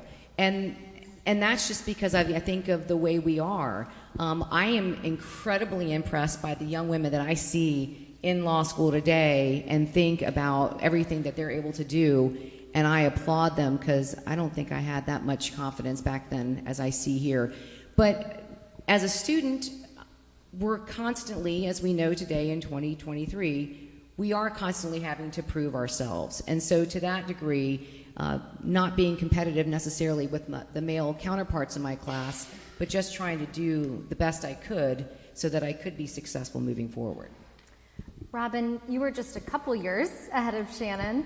Can you speak to your experience at Richmond, both generally and as a woman? Yes, absolutely. I had a wonderful experience at this law school. I met my husband literally the first day I was here, and that was certainly great for my life. I had a wonderful 3 years here. In fact, I often say they were really 3 of the best years of my life. In college, I had been a kind of mediocre and sort of diffident student. But I got here and I was just fascinated with learning the law. We had, at that time, wonderful professors, Wade Berryhill and Ron Bassigal and Dan Murphy and Charlie Friend, and they were just fantastic, and they really inspired me and interested me every single day. And as a consequence, I did really well academically. It showed I had the ability. I just needed to be interested in what I was doing. They also built my confidence in myself and my belief in my ability to do things that had meaning and consequence with my life. So that actually got torn down a bit later on, but in law school, I really had a terrific experience, and I am extremely grateful. So I'm excited for this next question, and I'll note that when asking our panelists to rank these questions, each and every one marked this question as high, which I really think speaks to the power of our community. Is there someone in particular, faculty, staff, classmates, Richmond legends, who stands out as having truly shaped your experience, and why? Molly, will you lead us off as a student? Absolutely. So as Richmond Women's Law President, I have the really unique opportunity to come in contact with almost every woman in the building, and that has just been so enriching. I think from every one of those interactions, I can take something, and my colleagues on the board can take something, and change the way Richmond Law does things. Wonderful. Doron, how about you as a faculty member? Oh, yeah. So Ann Hodges is my 2-word answer to that question, and I see a lot of smiles, so I know many of you know that name. Professor Hodges taught employment law and labor law, and I had a few classes with her, and she was one of the very few women who taught me, even back in the late 90s. I also had Professor Berryhill and a number of Professor Swisher, a number of the other folks that Robin had, which really is also a remarkable commentary on the kind of longevity of our community. But anyway, Anne, one of my favorite stories about Anne, and I hope this will speak to others, is very early in the first semester where she taught me. It was a fall, it must have been the fall of my 2L year. I missed class pretty early for Rosh Hashanah, which is the Jewish New Year, and many of you probably know that happens in September, so, week 2 or 3 of classes, and a day after, something like that, I just happened to cross paths with Anne in the hallway, and she said to me, someone who I sort of couldn't imagine even knew who I was or knew my name yet, she said, "Happy New Year." And I was struck because at that time, I had been told by a number of even law school classmates that I was the first Jewish person they'd met, and it was pretty unusual for the people that I was interacting with here in Virginia to be familiar with Rosh Hashanah.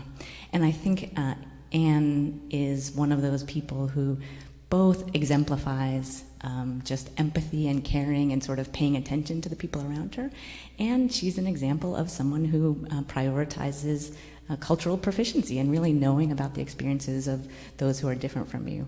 And I could talk about Anne for another, 2 or 3 hours, but to this day she remains a really important mentor of mine, someone whose door was always open to me. I didn't have the good fortune of being taught by Margaret Ivy or Adrienne Volinick, but I see them both in the room, and such important role models. Once I became a member of the faculty, they, along with Anne and Mary Heen in particular, stand out as people who both in my consciousness and outside of my awareness shaped my experience really positively. Thank you. Rachel? I'm very excited to answer this question because the professor that made the biggest impact on me is actually Professor Samuel-Siegel. So I'm going to try not to cry, but my first year of law school was very difficult, actually. I had a very difficult transition, and I was going through some very challenging personal issues.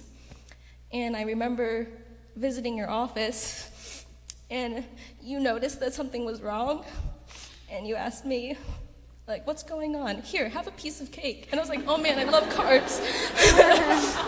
So I sat down with you, and you provided such a safe space for me to open up, and you just listened so well to me that I can't even imagine what would have happened if I hadn't talked to you that day. And throughout my tenure at the law school, I would always look back on that moment, and it would give me strength in times where things were a little bit difficult. And it's very inspirational to me because now today, as a staff member who does get to work with a lot of students, I think about that, and I think that I want to do that for someone else. And so you've really inspired me to pay it forward and to develop special, lasting relationships with the students that I touch every day.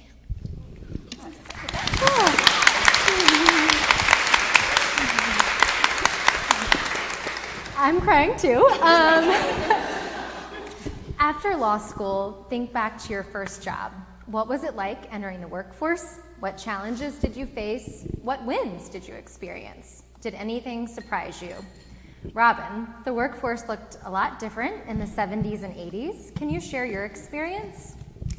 Well, yes. So I'm not that old. I actually didn't practice in the 70s. I graduated in 79, just so we're clear here. But in the 80s, it was not a very welcoming environment. And I have to say that after a great experience in law school here, going into practice at a large local law firm was sort of a bucket of cold water in the face. I assume you wanted me to be honest. Yes. So women were just very discriminated against and marginalized, and it was difficult. I went with a great deal of courage and ambition and confidence, and that got pretty eroded. I was constantly told that there was some huge problem with my being in a large law firm in Richmond and my husband being in another large law firm in Richmond, and it was never made clear to me what exactly that problem was, but it seemed to be really profound, and it was always my problem, not his problem. I was not given work that would result in my being successful. I was not given guidance or mentoring. Jen McClellan said a very interesting thing because I totally agree with her. I think that people who are marginalized oftentimes just, it's the only reality that they know. And so you tend to accept your situation because you don't know any different. And it takes a little while to come to the realization that it isn't right. And so I think that's one of the reasons that change can be slow to happen. But I did come to realize that the male associates were getting mentoring and support that I was not getting. I was even being left out of team meetings at times. And I went on to a corporate in-house practice, which actually was better, not perfect, but it was certainly better. And then from there to Williams-Mullen, and by that time, in the 90s, things had gotten better. I made partner pretty quickly.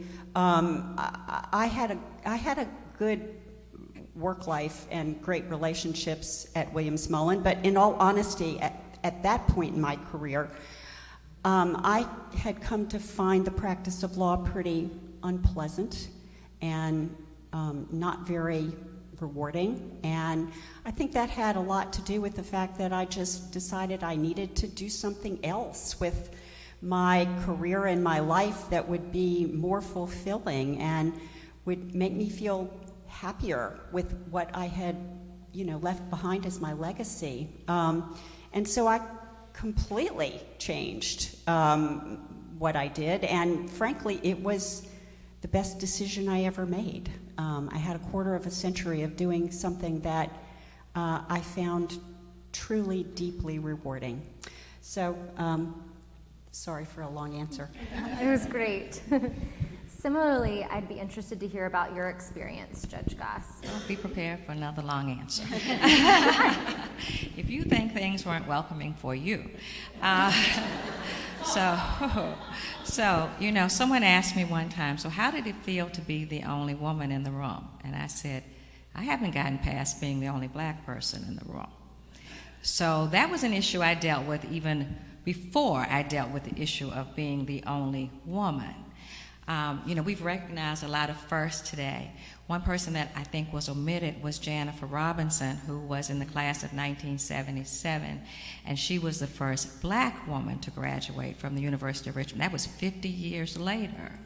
And Jennifer is a practicing attorney in the city of Richmond and a substitute judge.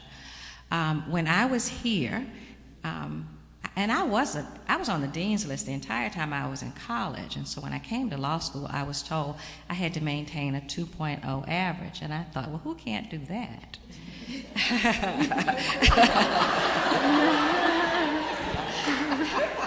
I think my average at the end of the first year was like 2.37 or something like that. I mean, I just barely squeaked by. So I wasn't at the top of my class. I didn't get any interviews. I was in law review. And so I was fortunate that I did meet some black attorneys while I was in law school. And I came out and did an office sharing arrangement with Ron Wesley. And Ron taught me the ins and outs of private practice. I did real estate closings, traffic cases, divorces. I did some of everything. He got me admitted into bankruptcy court. I did bankruptcies.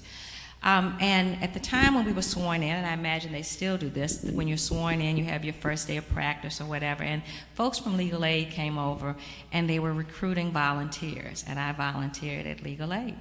And shortly thereafter, Legal Aid had a position for a part-time night attorney, they called it.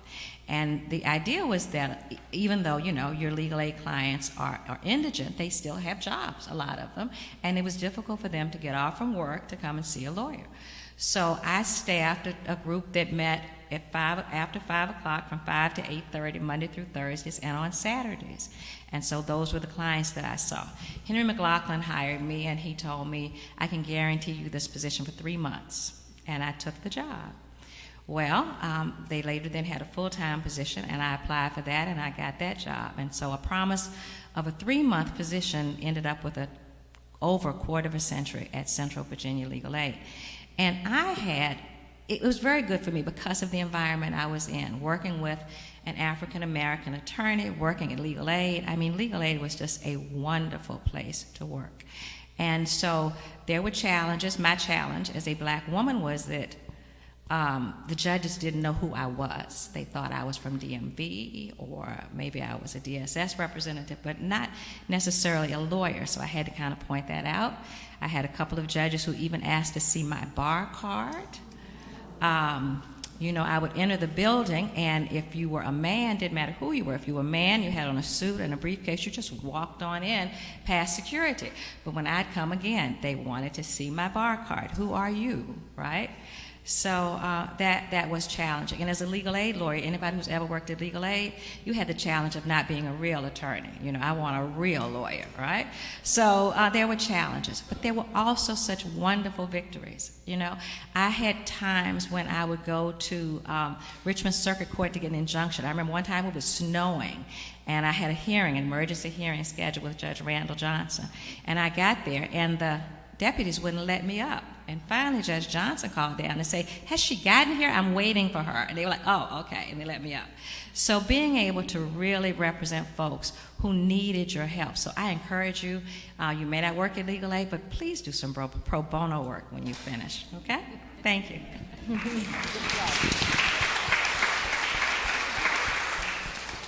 As alumnae, I'd be curious how Richmond Law has stayed a part of your life since earning your JD.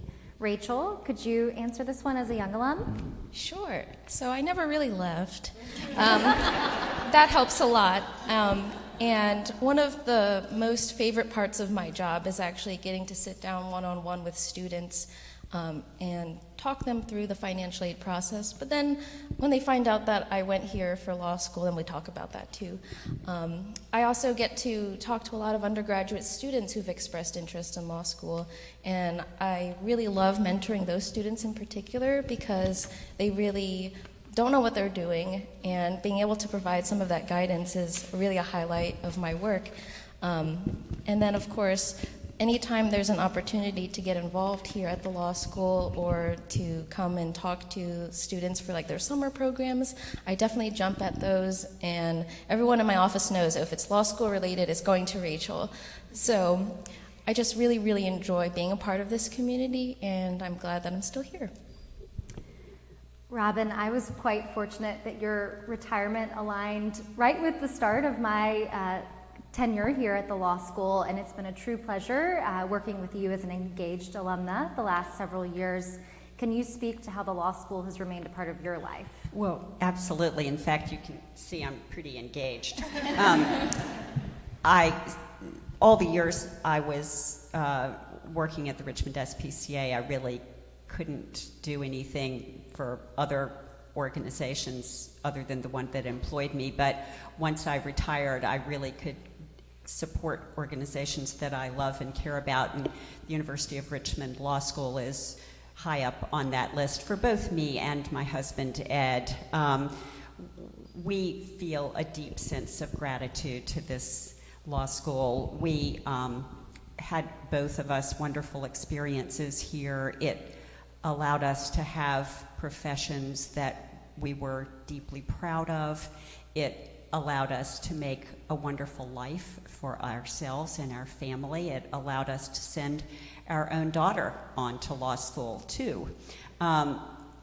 We owe a lot to the University of Richmond Law School, and it is our great pleasure now to be able to do things that are supportive and give something back to a place that did so much for us. We have recently set up a bequest in order to sponsor a scholarship here at the University of Richmond Law School so that other deserving people will be able to have the benefit of a great legal education here, just like we did. And we're so proud of the University of Richmond Law School and how it is sending great lawyers out into the world who do fine work in a variety of different areas and really are making great contributions to our community. So it is our pleasure to do it.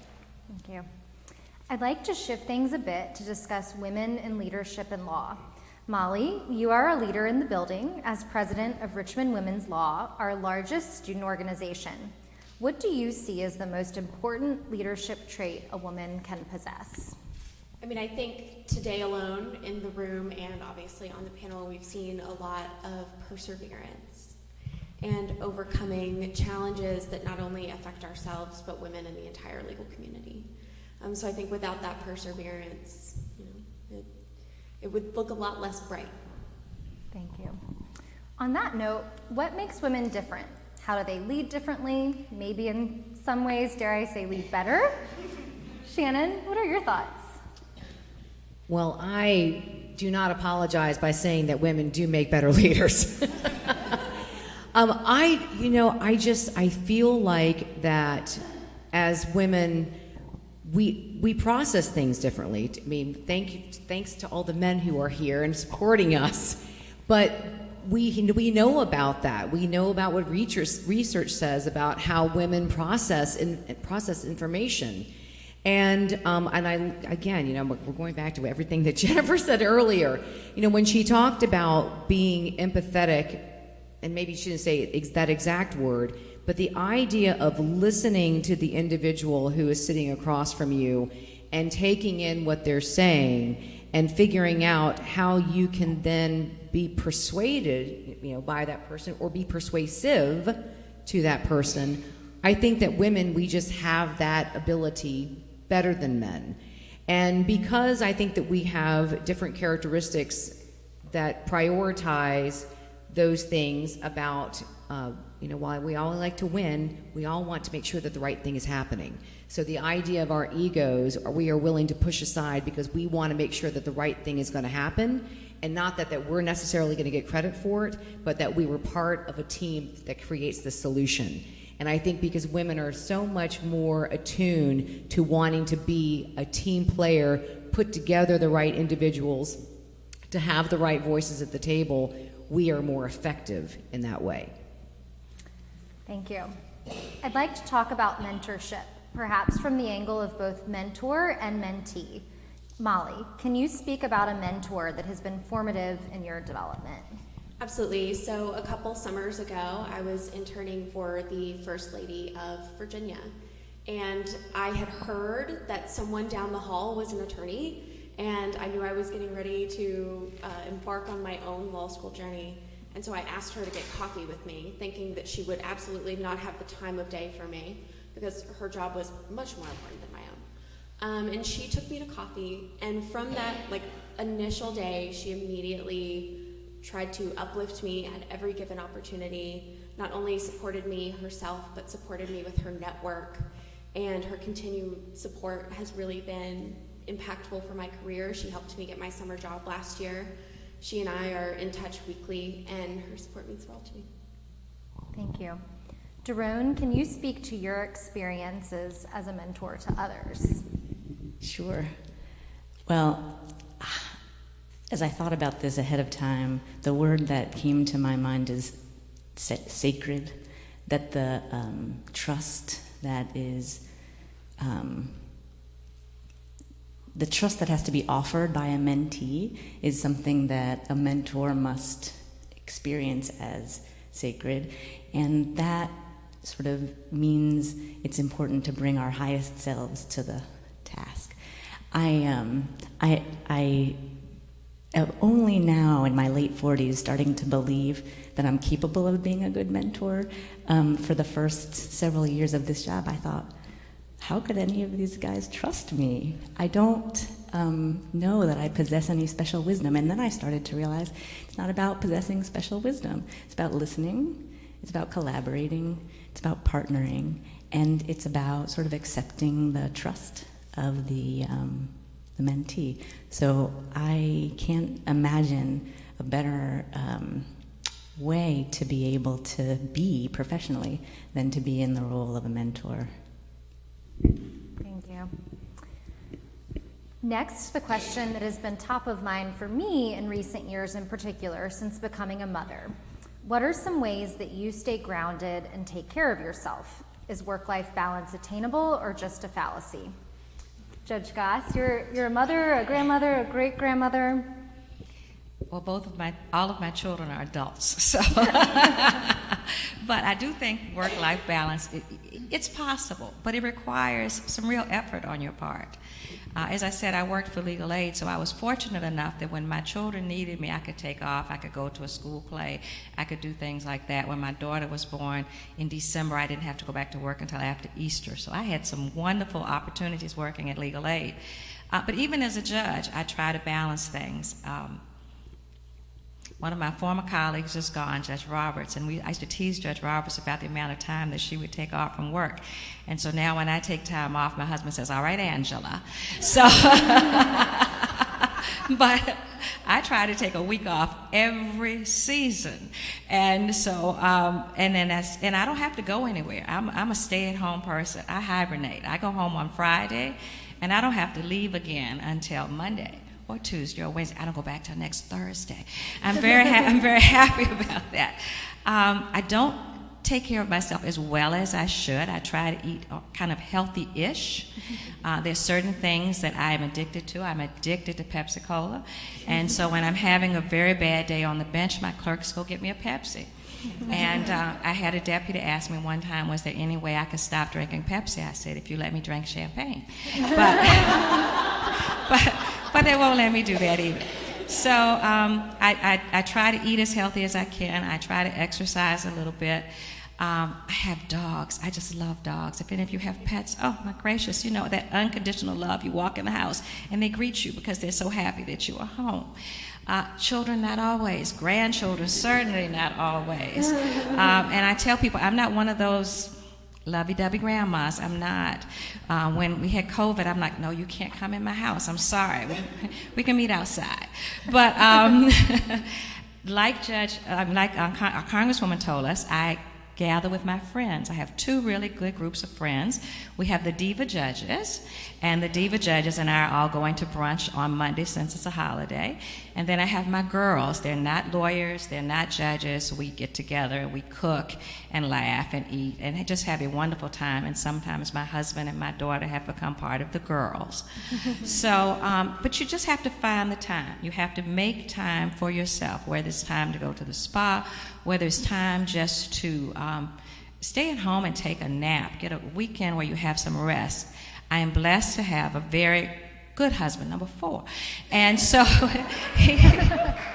he knows what to expect of me, and he knows what my limitations are. I only cook on weekends. I do not cook during the week. Everyone in that house is an adult. The only person I'm responsible for feeding is the dogs. And so we will work it out. But you can have that balance. I truly believe you can. What do you think, Robin? Well, I think that work-life balance has probably never been my strong suit, so it's a little amusing that I would be asked this question. But I do think it is achievable, even if maybe I haven't always achieved it.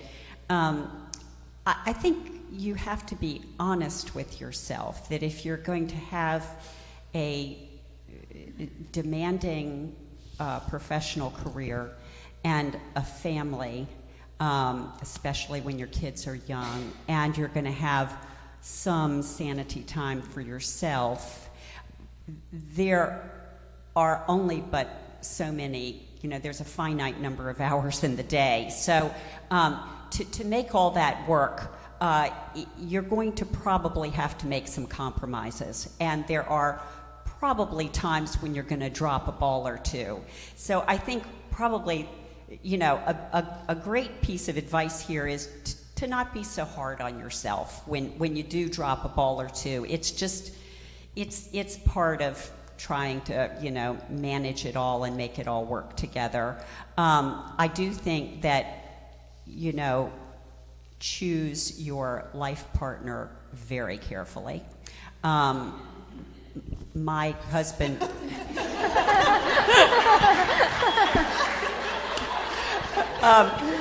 My husband and I have been married for 43 years, and I will say that he has always done more than his fair share, and I am forever grateful for that. He has been always completely supportive of the importance of my work and my profession too, and I don't think I could have ever done it without his really very selfless undertaking of so much of the burden.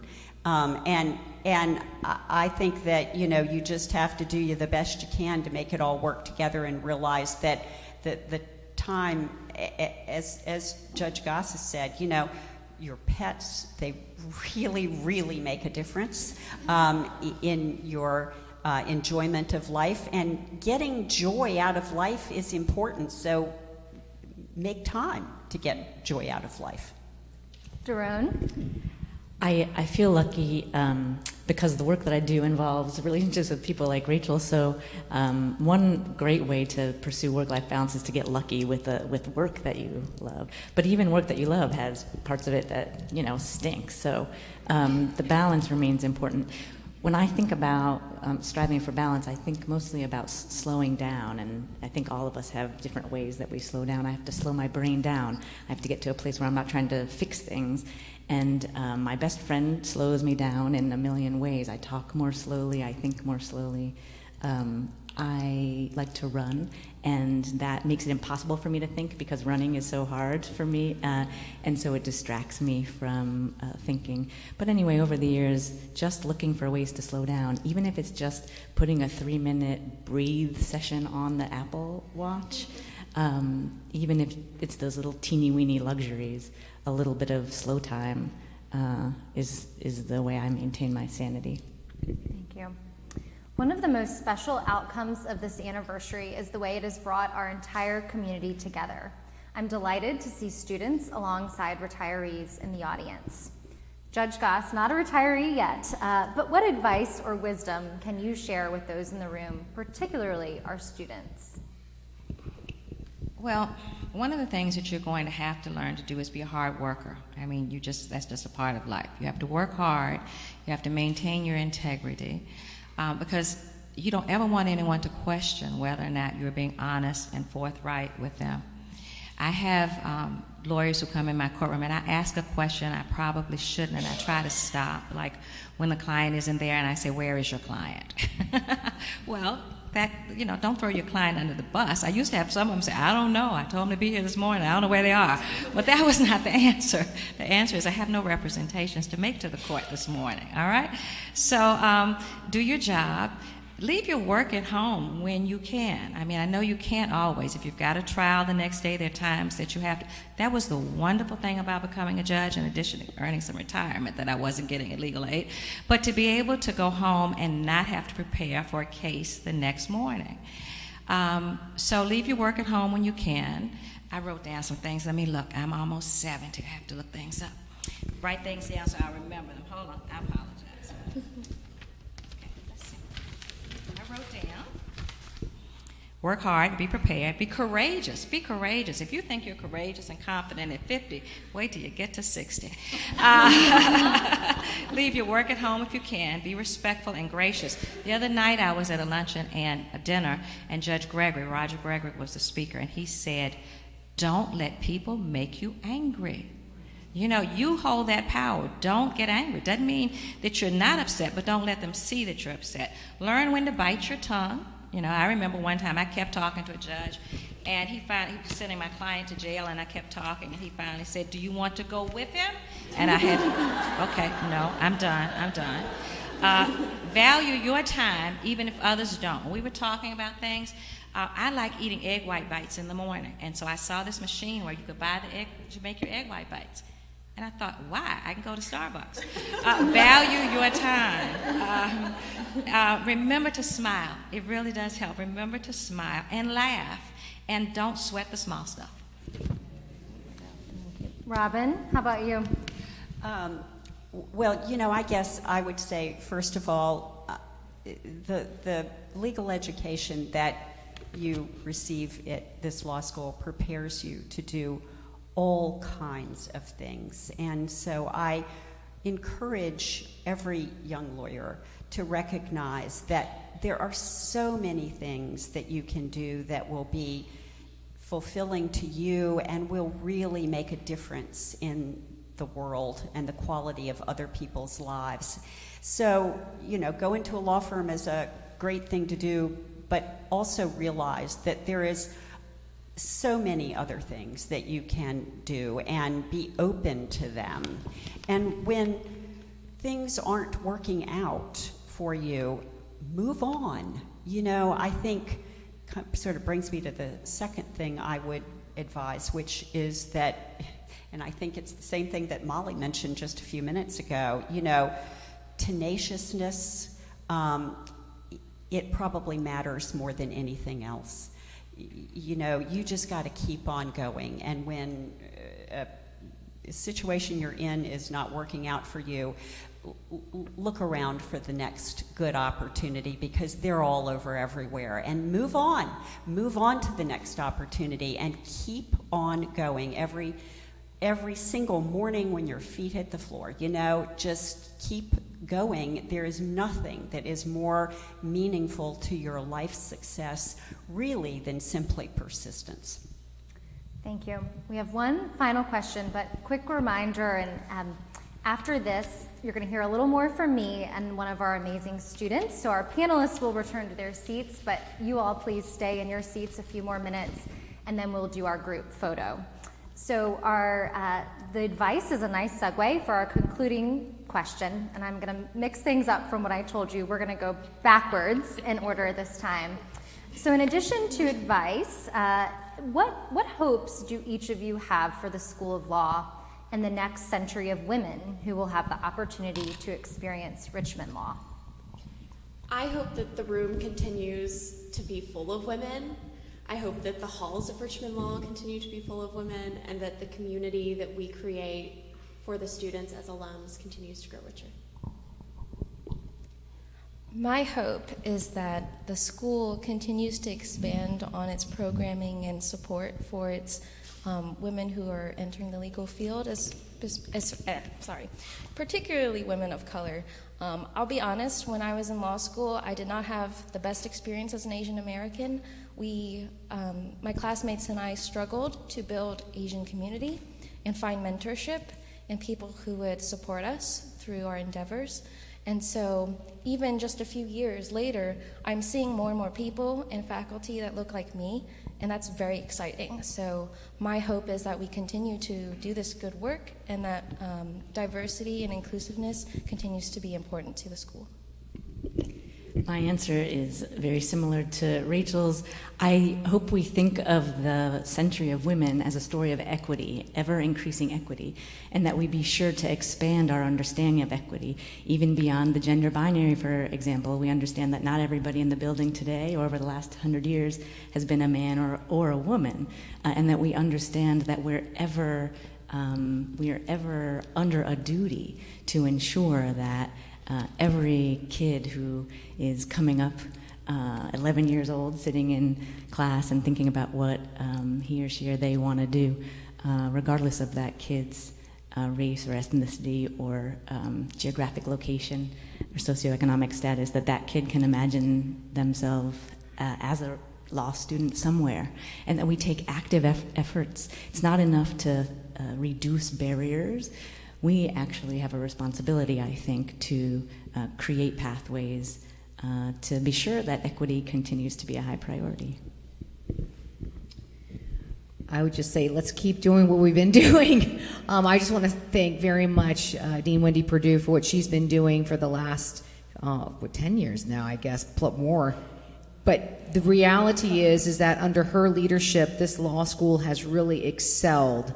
And the reason why we're all back here in this room is because we're very proud of the work that the University of Richmond Law School has been doing and continues to do. So I just say, let's keep up the good work.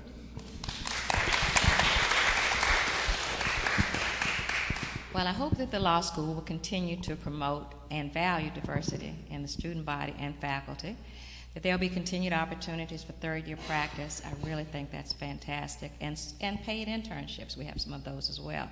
And that pro bono service will be encouraged and promoted. And I hope that law school can be a positive experience for each of the students here, and I wish them all continued success. My hopes. I hope that women will help other women. I think that every woman who has success in her life can help a young woman coming after her. And I think that we can make an enormous difference for younger women if we, each one of us, give a hand up to the ones that are coming behind us. I hope, with respect to the University of Richmond Law School, that every single alum will help this law school to the extent that he or she is able to do so. It has done a great deal for all of us, and I have just enjoyed so much getting to know my fellow alums and the staff and the faculty of this wonderful institution, and I hope that everyone who graduates from this law school will help it to prosper and to have more scholarships so that it could bring in more students of great diversity and who will bring strength to this law school. And I hope that if you bring a new pet into your family, you will adopt that pet from an animal shelter. Thank you. Feel free to make your way so you don't have to be on display. And if anyone needs to take a little shake break at their seats, feel free.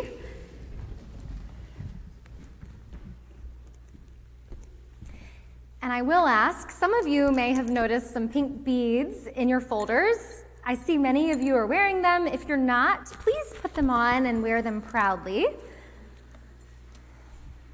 Hello again, and thank you again. I hope that each of you feels the energy in the room today that I am feeling, and that our Decades panelists just now have inspired you with their hopes for the future of Richmond Law and the next century of women who will make their mark here and beyond. In my role as Assistant Dean, I have monthly meetings with the university's AVP for Development.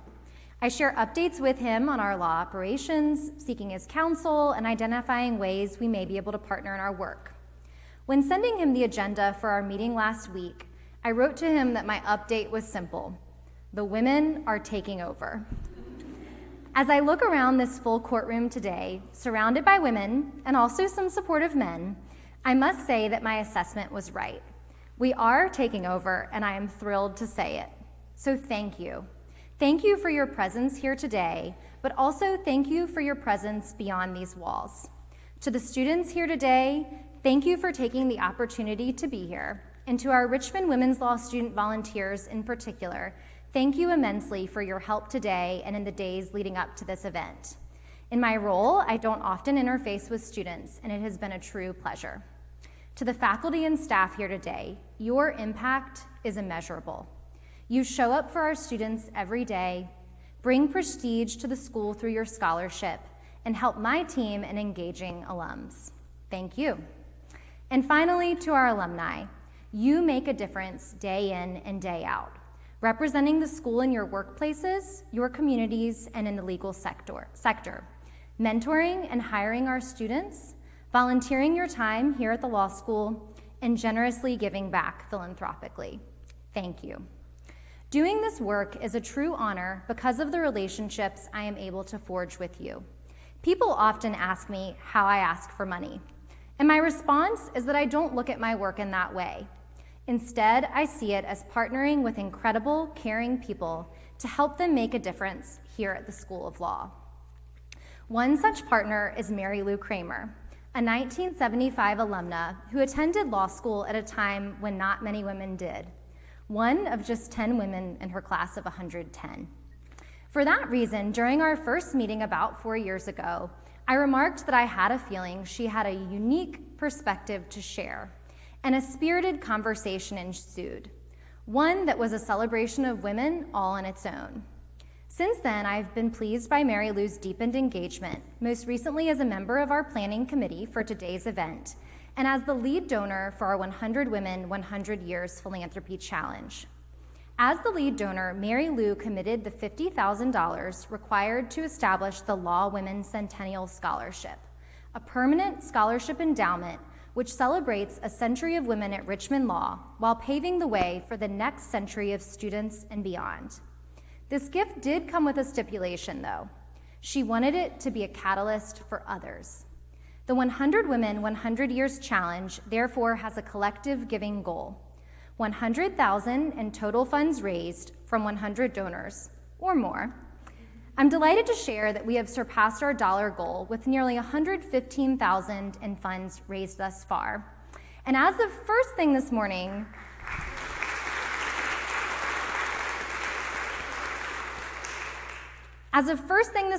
we have received gifts from 62 donors.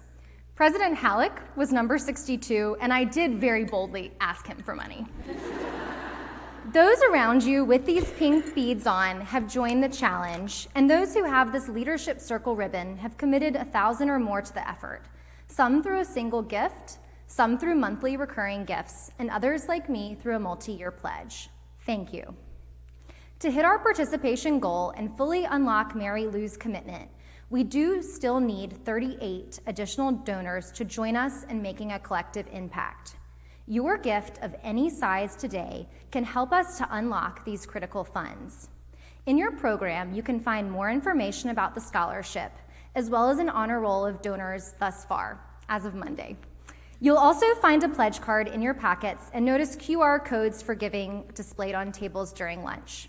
An iPad will be at registration for those who wish to make a credit card gift, and members of my team will be circulating with beads during the lunch hour for those who would like to join us.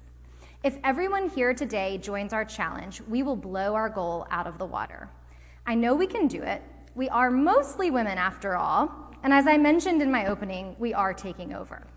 And now it is my privilege to welcome to the stage 2L Scholarship recipient Rebekah Carico, who is also the Vice President of Richmond Women's Law. I'm delighted for her to join us today and share her story as a demonstration of the impact your support and this scholarship will make. Your gift is an investment in students like Rebekah and in the hopes for the future that our Decades panelists so eloquently shared. Thank you.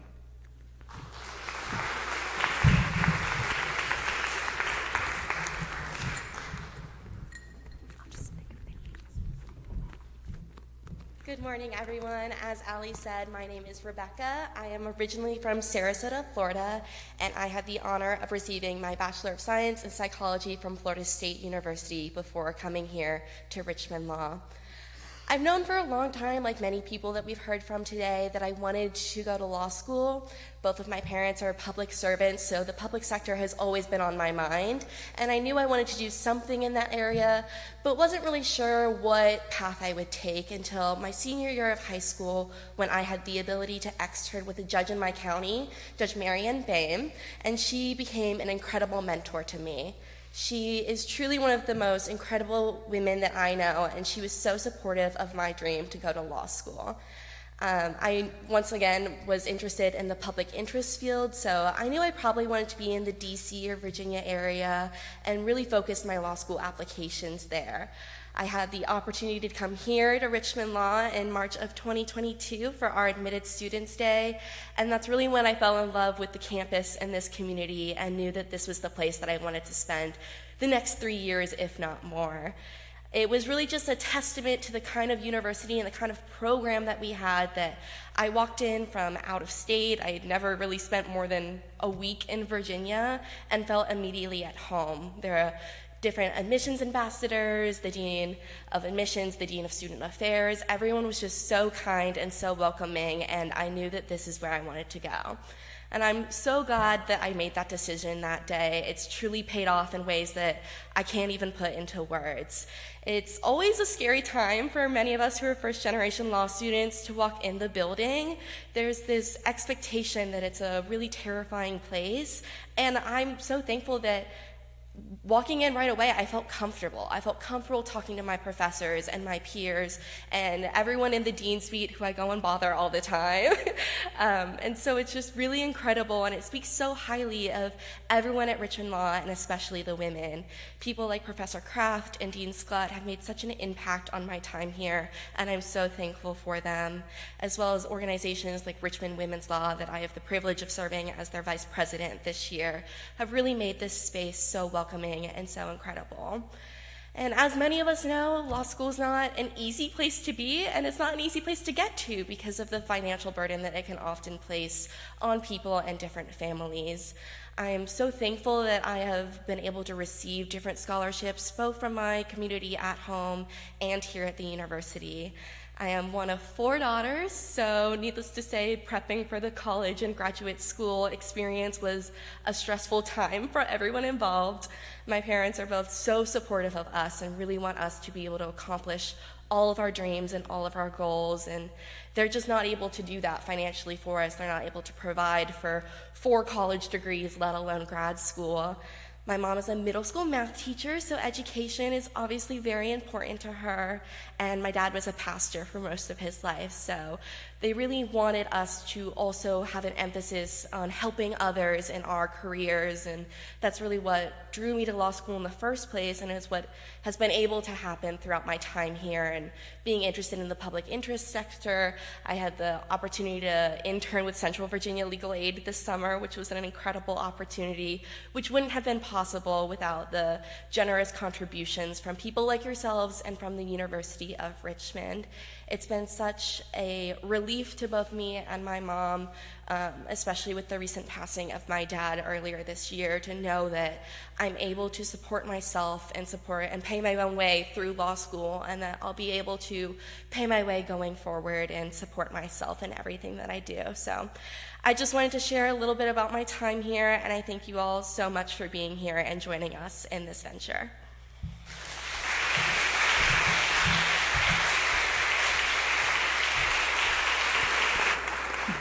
Photo.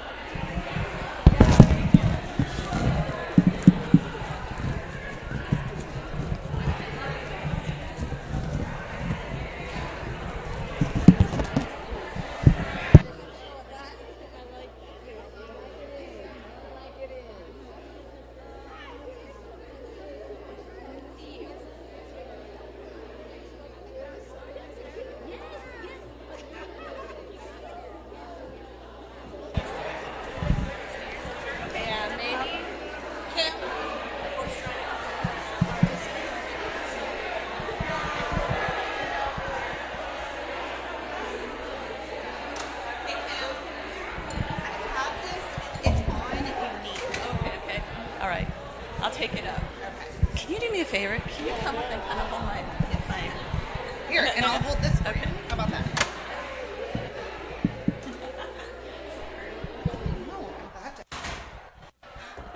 I always think of these dream shots. I'm like, this is. I think it's gonna be wonderful.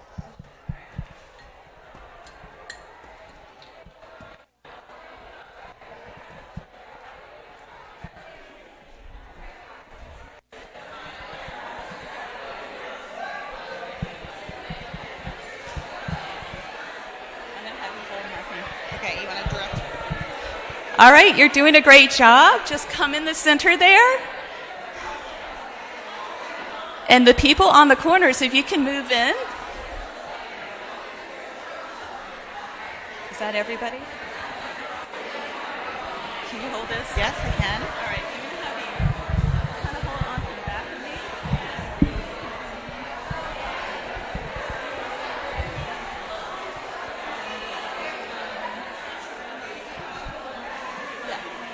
Renee, come up. Looking good, everything. Renee's going to come up. Hold on to me. All right. Everybody is looking great. Everybody look up at me a second. Let me look at everybody's beautiful faces. Looking good. All right, so once everybody's there, I'm going to take a couple shots. Everybody just look up and give me a friendly expression. And then I'm going to direct you on a couple shots. I kind of want you to just give a gentle wave. And this is, you're going to thank all the people who have gone before. It's kind of your way of saying thank you for scholarships, thank you for investing in me. And they can use that on Giving Day or whenever. And I think that's about it. Look good? Yeah. All right, everybody, Ryan, you're great. Congratulations. All right, look right here. Here we go. 1, 2, 3. Let me look. Oh, you're looking so good. 1, 2, 3. Powerful. Okay, on this one, everybody's going to just give a gentle wave, just like that. And you're kind of thanking people for donating to the law school, for investing in you. All right, you got to wave on the end. Everybody has to do it. Bring the spirit. Okay, here we go. Ready? 1, 2, 3. 1, 2, 3. You're doing great. 1, 2, 3. And one more. Thank you. Thank you.